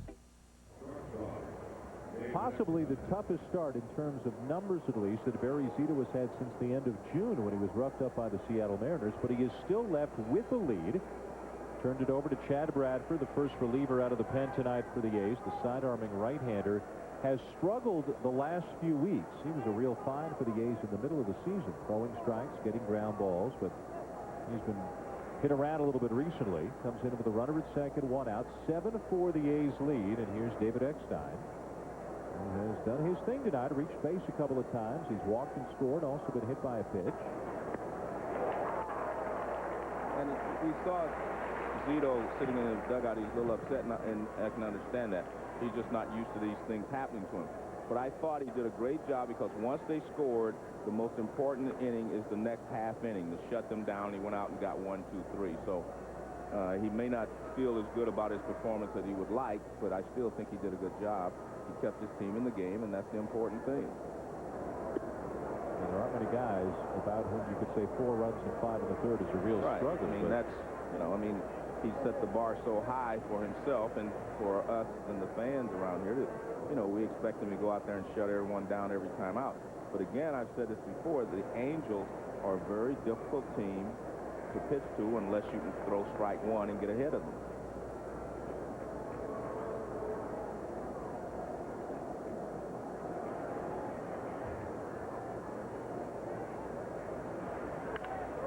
Ground ball pounded down to third. Chavez looks the runner back, and he makes the play to get Eckstein 2 down. And that was a good job by Bradford, because when you come into the ball game, that first hitter is tough enough, but when it's Eckstein, it's more difficult because he does have a small strike zone and he does take a lot of pitches. So he's going to force you to get him out. He doesn't help you out. So a good job there by Bradford to get the first hitter out that he faces. Now he's got to deal with a left-handed batter in Darren Erstad, who's already got 3 hits tonight.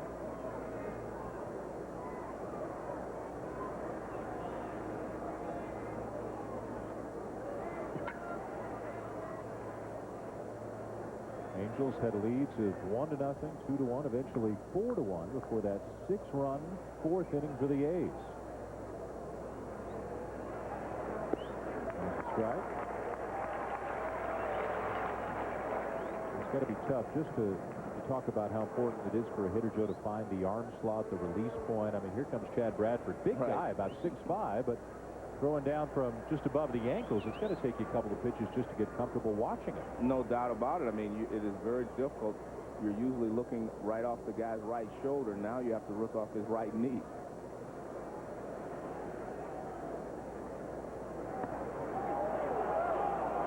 A lot of umpires here tonight, huh? Ball and a strike to count on Darren Erstad.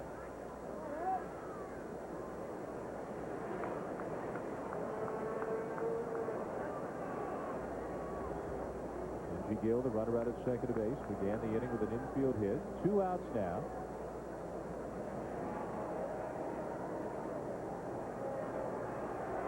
Okay, almost got a piece of him, and it's 2-1.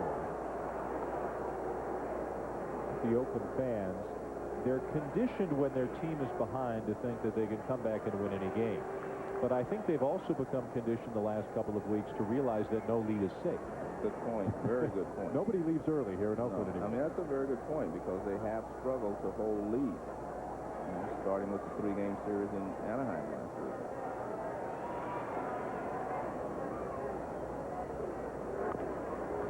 This is going to be trouble.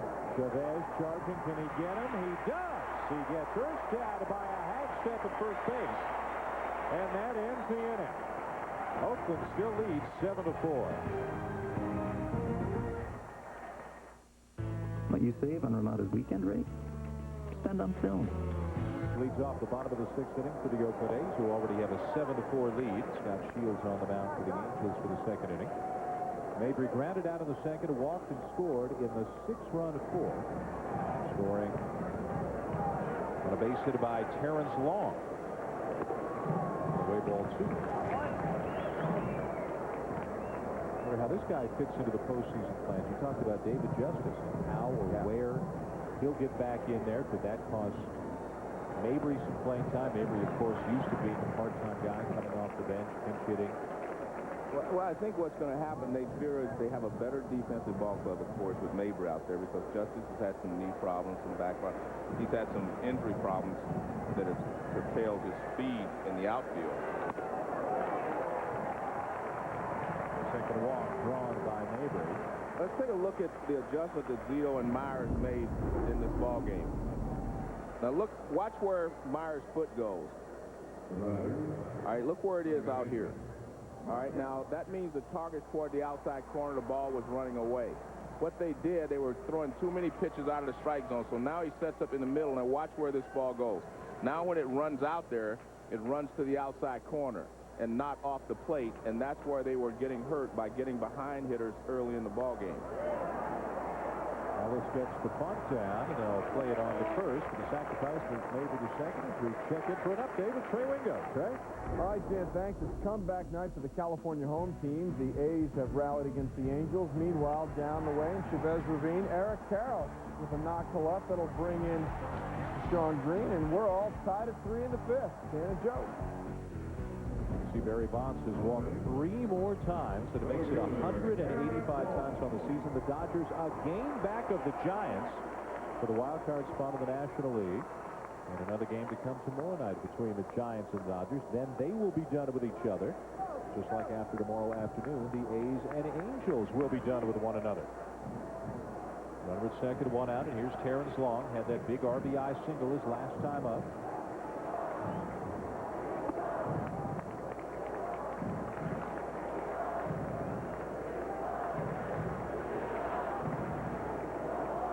And this is an unusual move for the Oakland A's. Very rarely do you see them bunt and do things like that.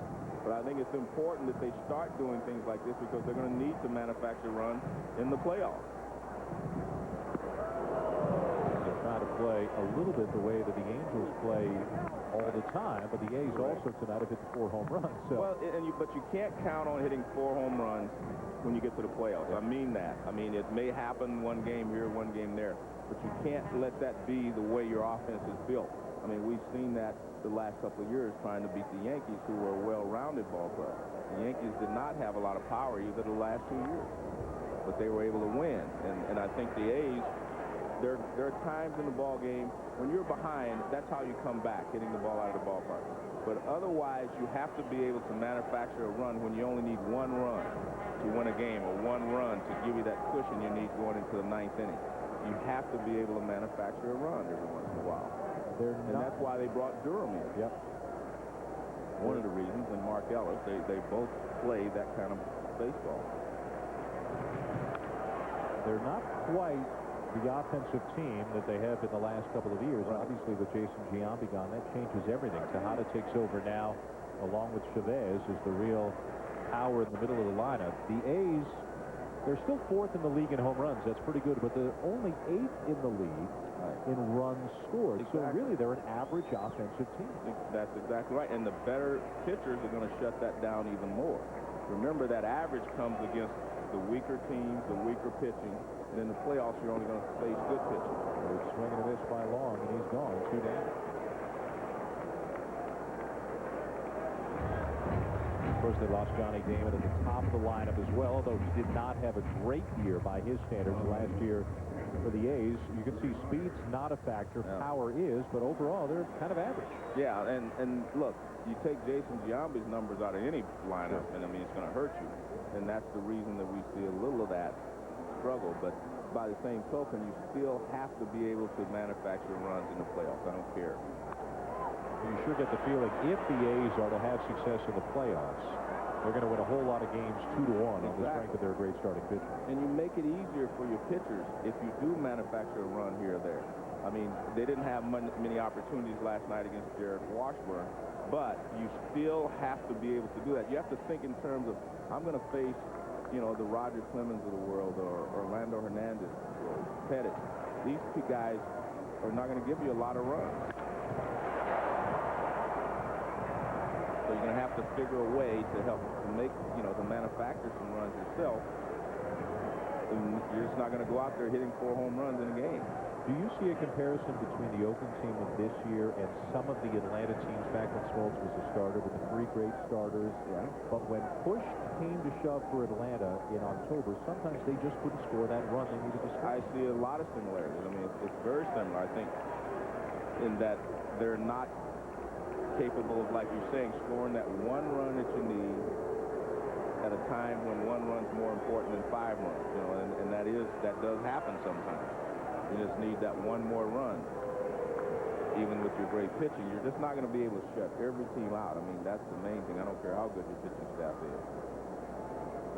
There's Zito hanging around to see how it all turns out. A 7-4 lead for the A's. But all that said, if I was the Yankees or Minnesota, I still wouldn't want to face the A's.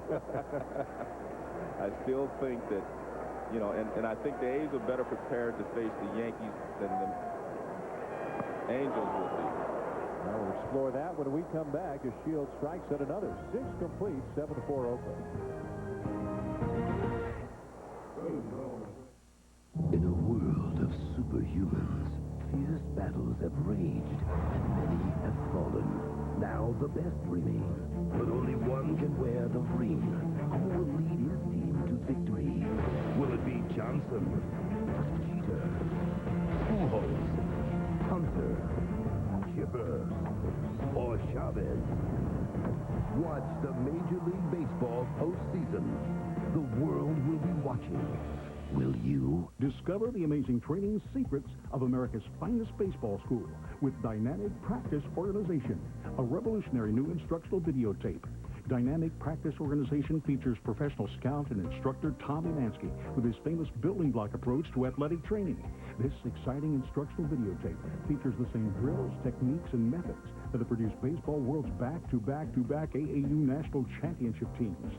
Dynamic Practice Organization makes any coach look like a genius and organizes offensive and defensive practices that players of all ages and ability levels can't wait to attend, and immensely improves team communication skills and even conditioning. This is the instructional video that's a winner. To order your copy for only $29.95, have your credit card ready and call toll-free 1-800-652-0101. This Dynamic Practice Organization teaching video makes a great gift, too. Call now, 1-800-652-0101. Upgrade your vacation program. Come to Arkansas.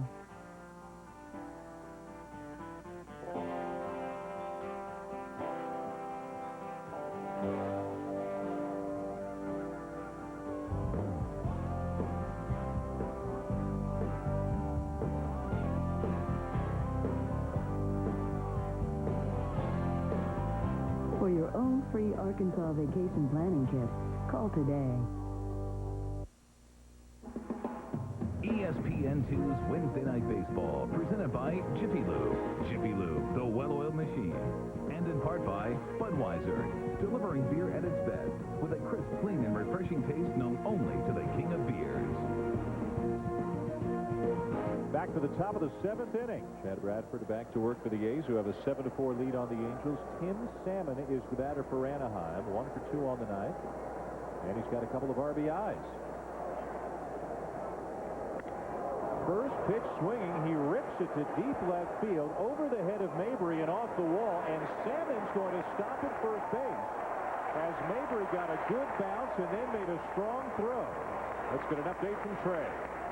All right, Dan, thanks very much. Well, Dusty Baker knows you're not going to pitch to Barry Bonds. He's got 3 walks, so you need power from somebody else. Well, of course, you're going to get it from Russ Ortiz. His 2nd of the season, his 4th of his career, and he's given himself a 4-3 lead, Dan Joe. Well, you know, the Giants starting pitching may be inconsistent on the mound, but as a group, they can really swing the bat. You're right. Well, Mabry made a good play there, and more than anything had good reflexes just to play the carom as well as he did. And here's Garrett Anderson, who spent a while after the Salmon hit looking into the Oakland dugout, expecting Art Howe to make a move, because he's got a left-hander, Ricardo Rincon, throwing in the bullpen. But Bradford will stay. Well, one of the reasons he stands is because Troy Gloss is the next hitter. Let's go back to the last half inning. You were talking about why you feel the A's are better suited to play the Yankees in the playoffs than the Angels are. Well, the reason for that, there's no noise like Yankee Stadium noise during the playoffs. I mean, that place is very loud and intense. And the A's have faced it the last 2 years, and they've handled that very well. The California Angels have not been there. And make no mistake about it, it is a different atmosphere when you play in Yankee Stadium in the playoffs than any other park that I've ever seen. The Angels have long been thought of as a team that they've had some good teams year after year, but in the month of September, when it counted the most, they have swooned. They have let leads get away. Second, Ellis going for the lead runner. They'll get down to that ball. Nice play there by Ellis to get the lead runner. I mean, a lot of guys would have just taken the 1 out at first base. But you should always try to get the lead runner, and it's to keep the double play in order. And it's a nice play Comes up quickly and makes a good throw to Tejada. That's the key. You have to make sure you make a good throw. Yeah, I remember the first time I played in Yankee Stadium in the postseason. It got my attention, too. And I was a veteran, so, you know, of playing in playoffs and World Series. And I guarantee you, if the Anaheim Angels go to Yankee Stadium, it will be a rude awakening for them to see the difference in the intensity of the crowd and the ghost of the monuments out there in left field. It is a different place to play in the playoffs. Greg lost about it. And of course, whoever the wild card team is that would play the Yankees in the playoffs, the Yankees would have home field advantage. So you'd have to win a ball game there if you win the series. And again, the A's have played there, and I think they've adjusted very well.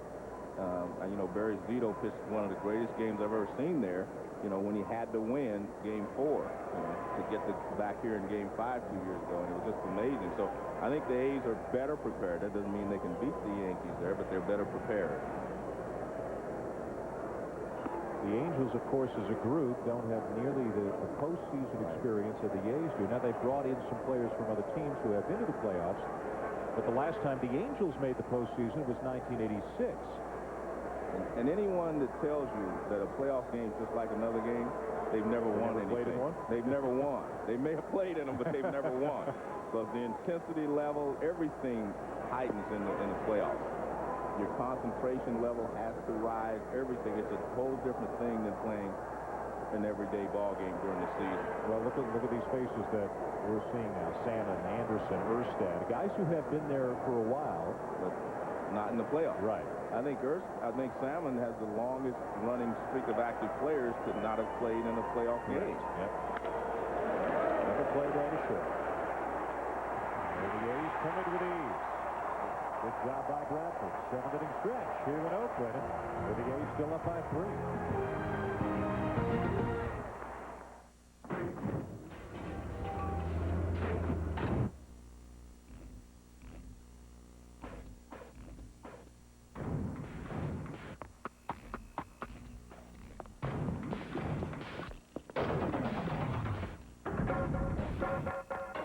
The Jiffy Lube Signature Service oil change every 3,000 miles. If you want your car to run like a well-oiled machine, take it to the place that works like one.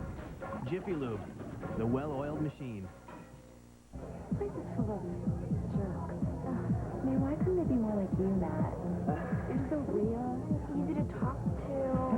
How come you don't have a girlfriend? I don't know. I'm up for grabs. You're great. Hey, Jake, what's going on, buddy? This is Jenna and Rhonda. Yeah, whatever. What's going on? Who's your friend? That's Jake. Jake. In 1935, Boxwood Farms started with one horse and a truck. The horse was a thoroughbred, the truck a Chevy Suburban. Today, they have a few more horses, but there's still only one truck, Chevy Suburban. With an available 8.1-liter Vortec engine, it's capable of towing up to 6 tons, making it the best Suburban yet. Chevy Suburban, like a rock.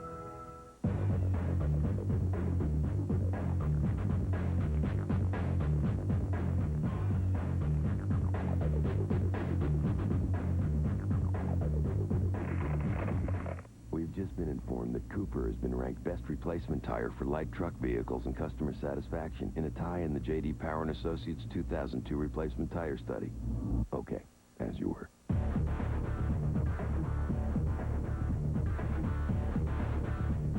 Tomorrow on World News Tonight, the promising new cancer treatment that's shrinking tumors dramatically. How it works and what it could mean. Don't miss this special medical report. Tomorrow on ABC's World News Tonight with Peter Jennings.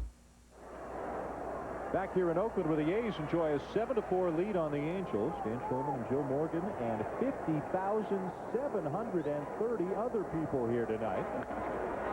Jerry Durham comes up swinging. Skies one into left field.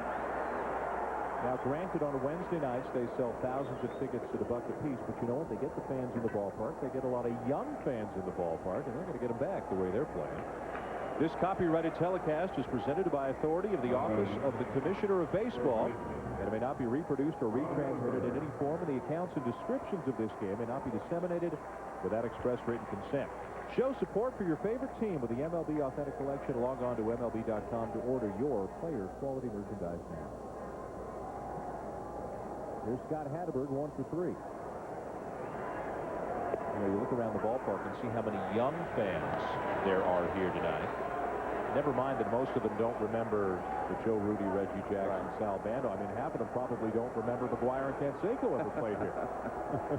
But they were called the Swinging A's when they had this following of young fans here. You know, originally, I mean, that's what they were, Swinging A's. And it's exciting to see all these young people out here. Yeah. Now, there have been some lean times in Oakland as well, but there have been 3 pretty remarkable eras in the 35 years of baseball. Unbelievable. I mean, you know, it rivals some of the Yankee dynasty, so to speak. 2-2 to count on Hatterberg. They won 3 in a row in the 70s, and then they were a great team in the 80s. Well, they lost to the Reds in 90, but in 89 they were a really good team. Now 102 wins last year, on the verge of going to the playoffs for the 3rd year in a row with this group, even though there have been so many changes over the last couple of years. And you know, you look back and you say to yourself, what would this team be if Jason Giambi was still on it? And it may not necessarily be a better team. I know you can never discount his numbers and what he did for this ball club, but it may not be a better team, because I think the fact that Jason left allowed other guys to step up. You know, this was Jason's team. It wasn't the Oakland A's, so to speak. It was Jason Giambi's Oakland A's. And I think we've seen Chavez, we've seen Tejada step up, and I think you're going to see Jermaine Dye, when he gets completely healthy, be the other piece of that puzzle. And I think it's the chemistry of this ball club has just allowed him to play very well. And Jason was kind of the guy that set the tone before. And there's, you know, you always wanted Jason Giambi on your team, but I don't know if they could have been any better with him here. They may have better numbers, you know, offensively, but I don't know if they would win it more games. All 4 to Hatterberg. Get another update with Trey. All right, Dan, thanks very much. All right, Dan, thanks. Cards started the night with a magic number of 5. They had to sit through an hour and 19-minute rain delay. They had a 3-2 lead until Ben Petrick decided to sit on this Jeff Pissarro pitch. His second of the game. He's doubled his season total. Brand new game tied at 3. Dan and Joe. And more Cardinals coming your way against the Astros Friday night on ESPN at 8 Eastern. Jim Edmonds and the Cardinals, as Trey mentioned, closing in on a National League Central Division crown and another trip to the postseason. And given everything that the Cardinals have had to deal with this year, it would be a monumental accomplishment, I think, for them to make the playoffs this year. I don't think there's any doubt about it, but guess what? They've kind of taken the bull by the horns the last few weeks. They had a 9 or 10 game winning streak, and they went into the Astrodome, and Astrodome was still thinking. There's a shot to short. Eckstein play it on to Gill, and on to first, double play, and that is all for the A's in a very quick bottom of the 7th.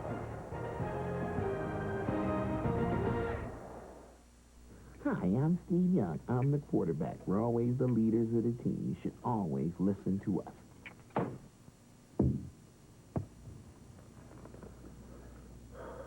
Sunday NFL Countdown, 11 a.m. on ESPN. Log on. The 8th inning, it is still Oakland 7 and Anaheim 4. That's the way it's been since the bottom of the 4th inning, when the A's scored 6 times. Orlando Palmeiro comes up as a pinch hitter for Sean Wooten to get the 8th inning started against Chad Bradford. This guy's been one of the more useful 4th outfielders in baseball for a long, long time. Good D, good contact hitter. As you mentioned earlier, Brad Fulmer is on the bench, but a guy with more power. Mike Scioscia may be saving him for a spot maybe with a couple of men on. This is your table setter here in Palmeiro.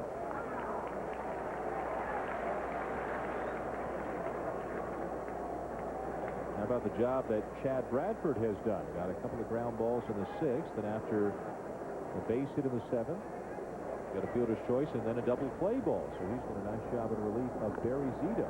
Youch! It'll be interesting. They've got Rincon still throwing in the bullpen, and the fact that Spezio is a better hitter left-handed normally, and they have used up most of their right-handed hitters, you get him off, hit them on the right foot, then you're better off, I think, with a left-hander going through this lineup at the bottom than you would be a right-hander, because they can send up some pinch hitters. Here's the 0-2 to Palmeiro, and it's way outside.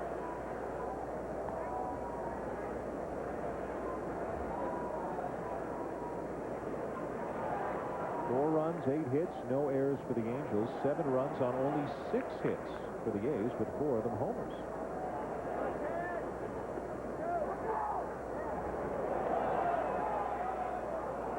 I can see where Bradford could be effective actually against both left-handers and right-handers, because, you know, he drops down, and that little frisbee kind of ball that he just threw there, it kind of sails up and in on the left-handed hitter, and the right-handed hitter just kind of sails away from them.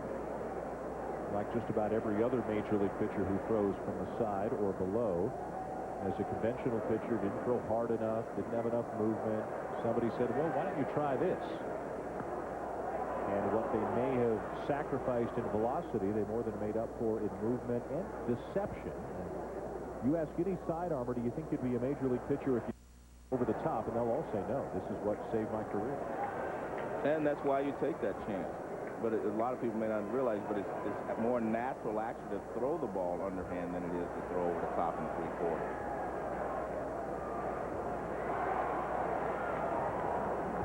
You can see Palmeiro's having some funny swings.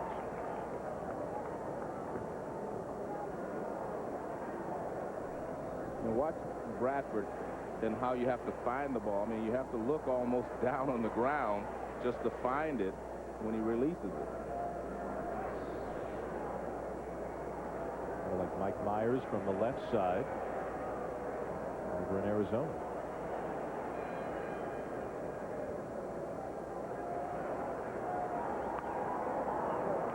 Pop up. Back to second for Ellis. And Palmeiro's gone, 1 down. Now the big turnaround this inning, Joe, tonight, without question, the bottom of the 4th. No doubt. And I think the one that Chavez hit had more impact than anything else. That was one of the long home runs, and then it's capped off by Ray Durham hitting the 3-run homer to break a 4-all tie. And remember, there were 2 outs when Durham hit his home run. And the Anaheim pen has been so outstanding all season, even more outstanding lately, but tonight Dennis Cook came on and gave up a couple of runs, including that Durham homer. Here's Spezio. He's walked twice and popped up. Top of the 8th inning, 7-4 Oakland, trying to move back into a tie with the Angels for first place in the American League West. And jams hit. Carbon copies. Ellis backs up a little bit further maybe this time. 2 down. Excellent pitch. I mean, he just got that fastball. He threw one tailing away on the first pitch, and that one just kind of rode in on Spezio's hands. Look at that. Look how he pulls his hands in just to try to get to it. Nice pitch. So 2 outs, nobody on, and another pinch hitter coming up now for Mike Scioscia and the Angels is Adam Kennedy. The regular second baseman has been announced in place of Benji Gill, who did a great job coming off the bench to start tonight, had 3 hits. Mike Scioscia puts his regular and a left-handed bat back in there against Chad Bradford. Mike Scioscia, I think, considered by many to be the odds-on choice to be the manager of the year in the American League. Art Howe was asked last week, Art, have you ever won manager of the year? He said, yep. Once in winter ball in Puerto Rico and once in winter ball in the Dominican. But he's never won it in the big leagues. Art Howe, I think, has finished runner-up 3 times in the last 4 years, I believe. Well, I know he's finished several times in second place. It's kind of interesting because you have to look at Scioscia. Last year they won 75 games, and now they're the winningest team in franchise history. So, you know, he has to get some credit for that. But Art Howe also has to get some credit because he took a team after losing Jason Giambi and been able to keep them on an even keel, even though they started off poorly. It's almost like the manager of the year is the manager of the team that surprised you the most, or that increased its wins the most from the year before. Yeah, because I don't know if Bobby Cox in Atlanta has won the award. And they've won championships, division titles 11 consecutive years. It's amazing. I don't think he has one. Just took a little bit more off, and it's 1-2 on Adam Kennedy. Art Howe has been around for a long time. It always seems as if his job security is in doubt. But he keeps getting one-year extensions, and the A's keep winning and winning and winning.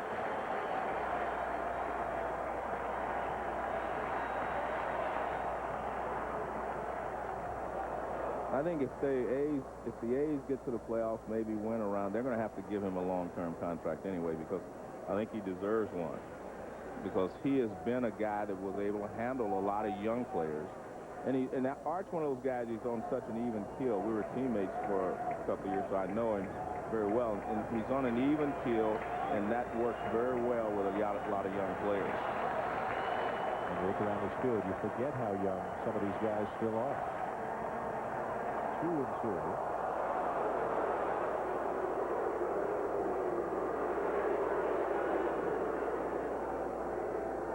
Adam Kennedy is quietly, having a real good season.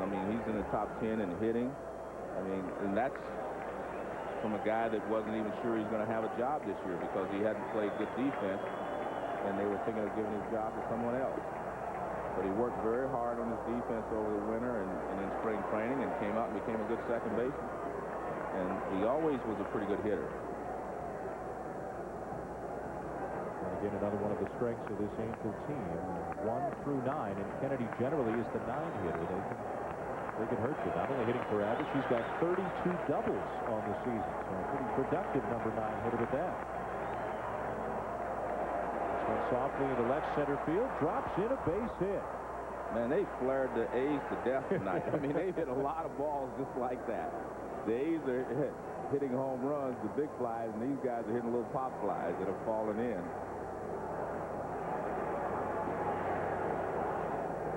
Jose Molina will be the batter. Bradford's going to stay. Rincon looking on. Interestingly, perhaps because it's a 3-run lead, perhaps because he pitched yesterday, at times Art Howe gets Billy Koch up in the 8th inning.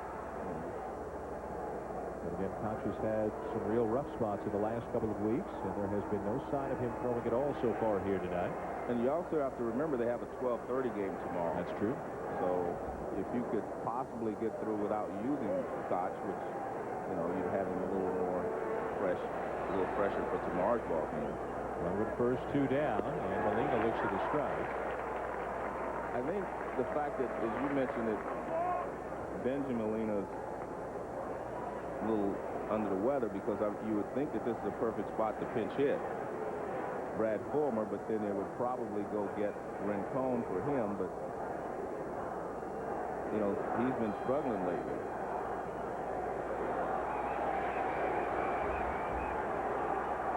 Jose Molina on an 0 for 19 skid right now. And in an 0-2 hole here to Chad Bradford. Well, it's not the guy you want hitting when you're 3 runs behind and 2 outs in the 8th inning, when he's been struggling. But I'm sure Scioscia has his reasons for not making the move.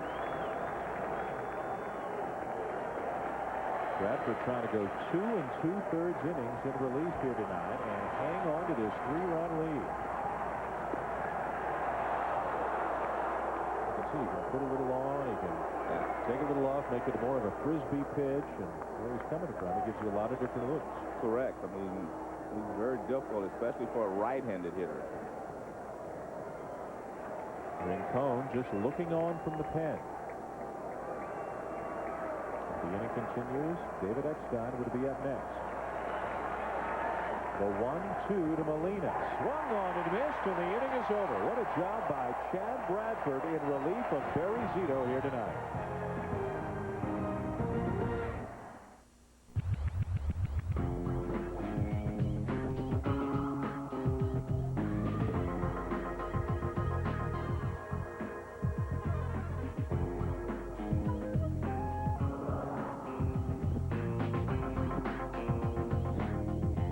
Introducing the versatile all-wheel drive Subaru Baja. Part car, part truck. All choice. When you get it, you get it.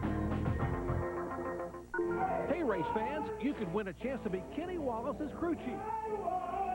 The more collect calls you make with 1-800-CALL-ATT, the more chances you have to enter to win a racing weekend with Kenny Wallace. Hey, Ken, I noticed you got some new tires on there. What are those, P6 zeros? Your Call ATT Racing Weekend starts in Atlanta, where you'll get stock car driving lessons from Kenny Wallace. From there, you'll stay in a luxury motor coach during the EA Sports 500 in Talladega. Just dial down the center with 1-800-CALL-ATT. Good luck, Tommy. I love you, Kenny. Your mother said we would love this movie. Mm-hmm. Sweet. Wendy's 99-cent crispy chicken nuggets introduces Movie Mania. Oh, Tender. an emotional experience. Now, with every order of delicious all-white meat nuggets, you'll win one of 50 million prizes or offers, including millions of free movie rentals at Blockbuster. Where are you going? We're out of nuggets? I'll just pause it till you get back. The 99-cent chicken nuggets and Movie Mania at Wendy's. It's better here. Well, that would explain the stomach pains. How long have I got, Doc? Not long. Long enough to go get a delicious Mike's Hard Cranberry Lemonade? Mike's makes a hard cranberry lemonade? You bet. That does sound tasty. A hard day calls for a hard cranberry lemonade. Make it Mike's. Always fun to be on the spot when there's a major league debut. Right-hander Francisco Rodriguez comes into the game and now in relief for the Angels, who trails 7-4, bottom of the 8th inning.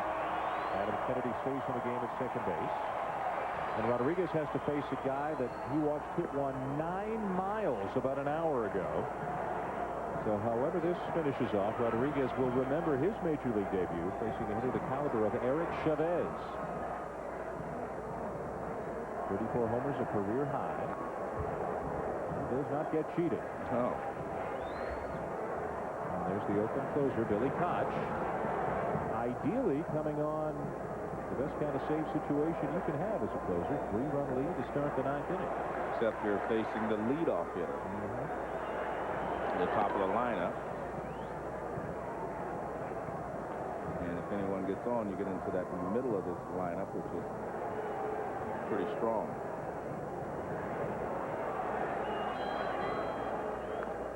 Koch giving up the home run just last night to Tim Salmon, the only run of the game as the Angels won in 10 innings.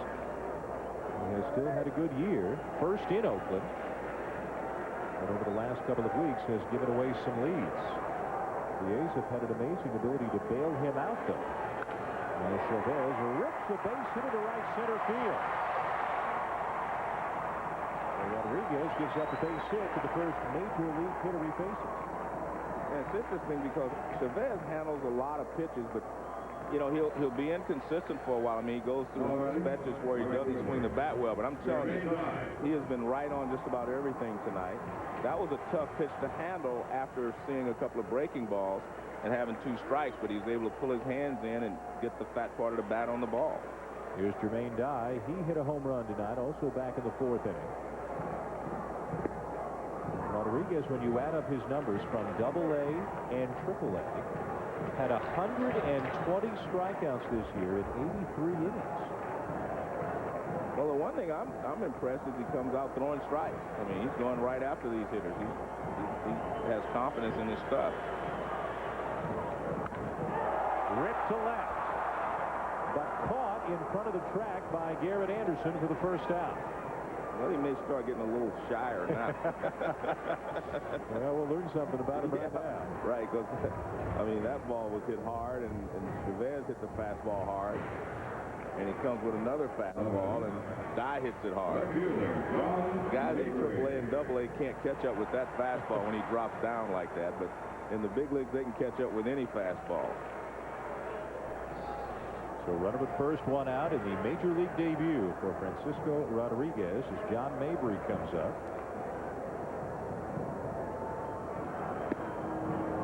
Got a little gas. That was a little movement on the fastball. He's got good stuff, and I'm sure that's why they brought him up. He's 20, Joe. Oh, man. He's from Venezuela, signed as a free agent as a 16-year-old back in 1998. I've seen guys at 20 years old, when they bring them to the big leagues, they can't even hit the backstop, let alone throw strikes as he's doing. Do you think he's got a future, huh? Yeah. Oops, what did he hit there? Foul ball, and it's 0-2. As Joe mentioned, it's not going to be easy for Billy Koch in the ninth inning. The Angels are going to send at the top of the lineup Eckstein, Erstad, and Salmon, and then Garrett Anderson, should anybody reach. But, again, Billy Koch has the luxury of at least a 3-run lead. Eckstein and Pesky, do anything I can to get on base, leadoff hitter.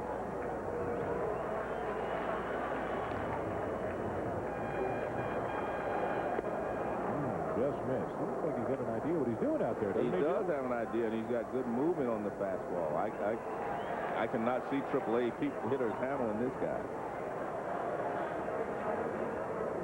He started the year down at Double-A. Imagine what he did down there. Yeah, they had no chance. Runner at first, one out. Runner goes. One on and miss, two down, throw down, not nearly in time. As Chavez picks up the stolen base. Well, we've seen a lot of things different from the A's tonight. We've seen a bunt and a stolen base. This is a hard breaking ball. It looks like a little curve ball.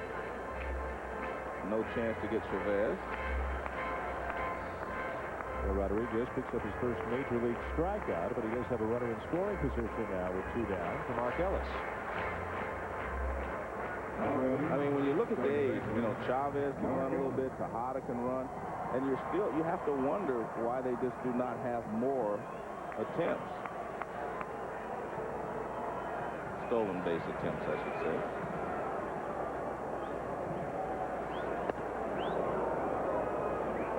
Seven to 4, Oakland leading here in the bottom of the 8th inning, trying to move back into a tie for top spot in the AL West with the Anaheim Angels. Dan Shulman, Joe Morgan, here at Network Associates Coliseum. If you're watching on ESPN Sports Center, he's coming your way after the ball game on ESPN2. NFL Tonight comes your way. A's and Angels are all over the diamond here tonight.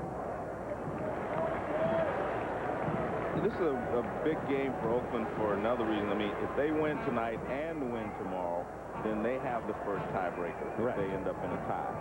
So in effect, they would have a bigger lead than people would think if they win both of these games.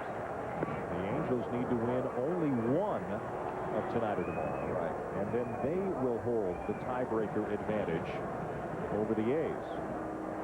So the A's need to win today and tomorrow in case of a tie. I mean, they may not end up in a tie, but if they did, the A's would then have their first tiebreaker on their side. Ball and 2 strikes to count on Ellis. And a hard breaking ball misses just outside. 2-2. Kevin Apier and Tim Hudson, by the way, the pitching matchup tomorrow afternoon. Well, Hudson pitched great in Anaheim last week. He won the only game the A's won there. Apier gave up 4 runs real quickly in his start, but the Angels were able to come back and win the ballgame.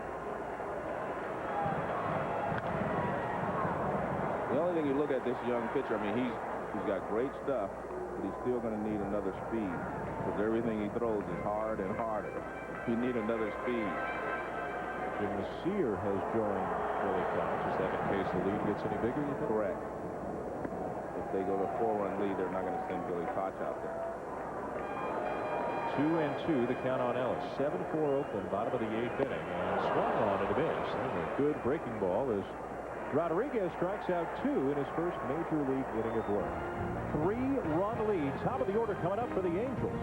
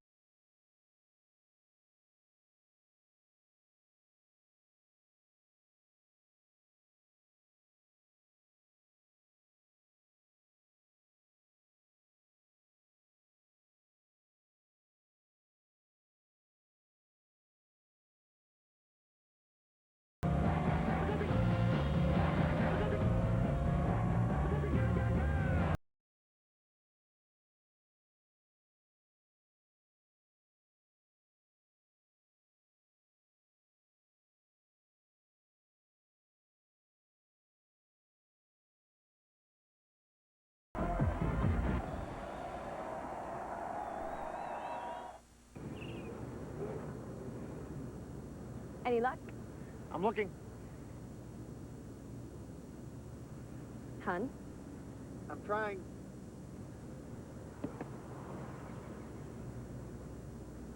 Not everyone knows cars, and that's okay, because they know about the pros at Jiffy Lube. Every 3,000 miles. Jiffy Lube, the well-oiled machine. Got it. That's not it. I love you. Hard-throwing right-hander Billy Koch comes out of the Oakland pen to try and lock it up for the A's and move them back into a tie with the Angels. Koch is looking for his 40th save of the season. He is 39 for 45 on the season. Defensive changes as well for the A's as Eric Burns comes into the game in left field and John Mabry moves from left into first, replacing Scott Hatteberg. Koch is one save away from becoming the first pitcher in Major League history to have 40 saves and 10 wins in the same season. The reason that doesn't happen is you don't usually get many wins as a closer, but Koch, when he blows a lead, it seems inevitably the A's come back and win the game. So he keeps getting a blown save and a win in the very same game. He has only blown 6 in 45 opportunities on the season. David Eckstein leads off the ninth inning and looks at a strike. And usually, and this is the case, Joe, with many closers, as you well know, you can probably tell pretty early with Billy Koch whether he's got the good stuff or the not so good stuff on any given night. That was a good fastball with a lot of movement.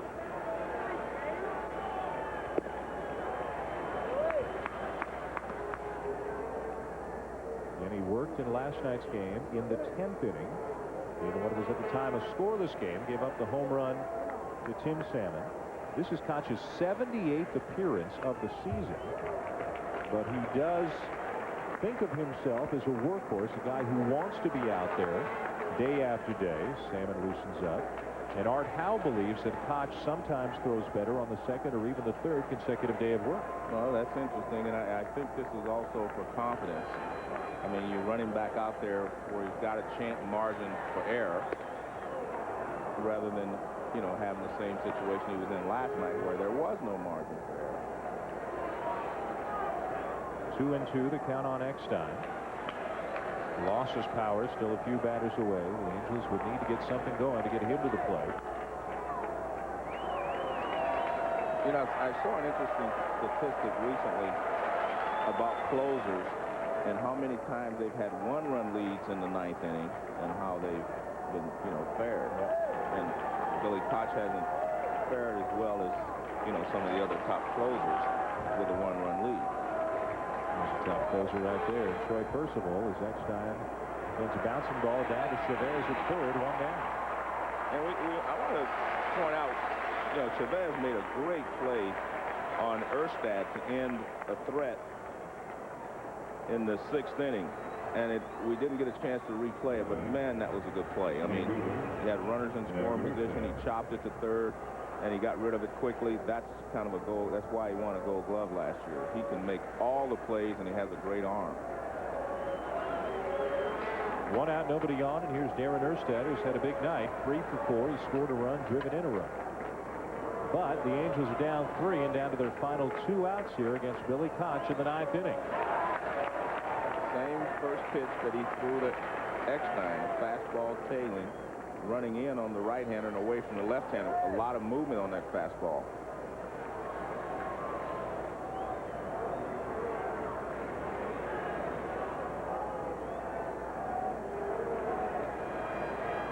Well, I think until he proves otherwise, simply because he hasn't pitched in the playoffs before, I think there remains an element of uncertainty about Billy Koch. Maybe not in Art Howe's mind, but certainly in the mind of many Oakland fans.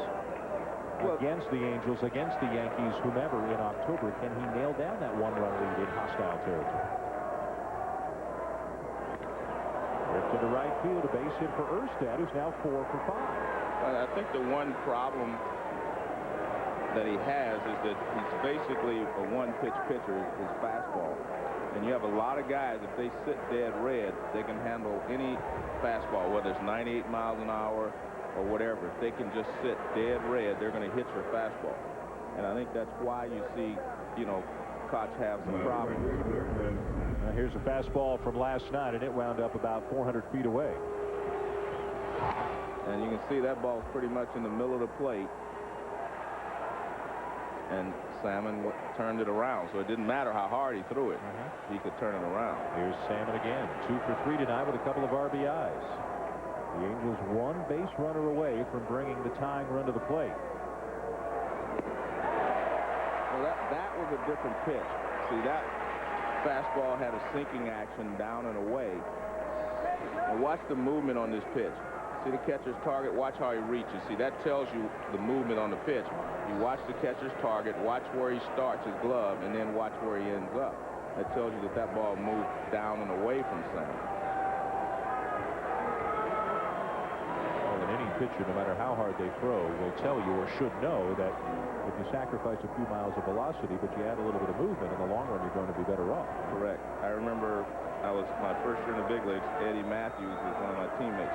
And he said, Joe, I can hit a speeding bullet if it stays straight. I don't care how fast it comes. I can just start my swing a little sooner. But if there's movement on that bullet, then you can't hit it.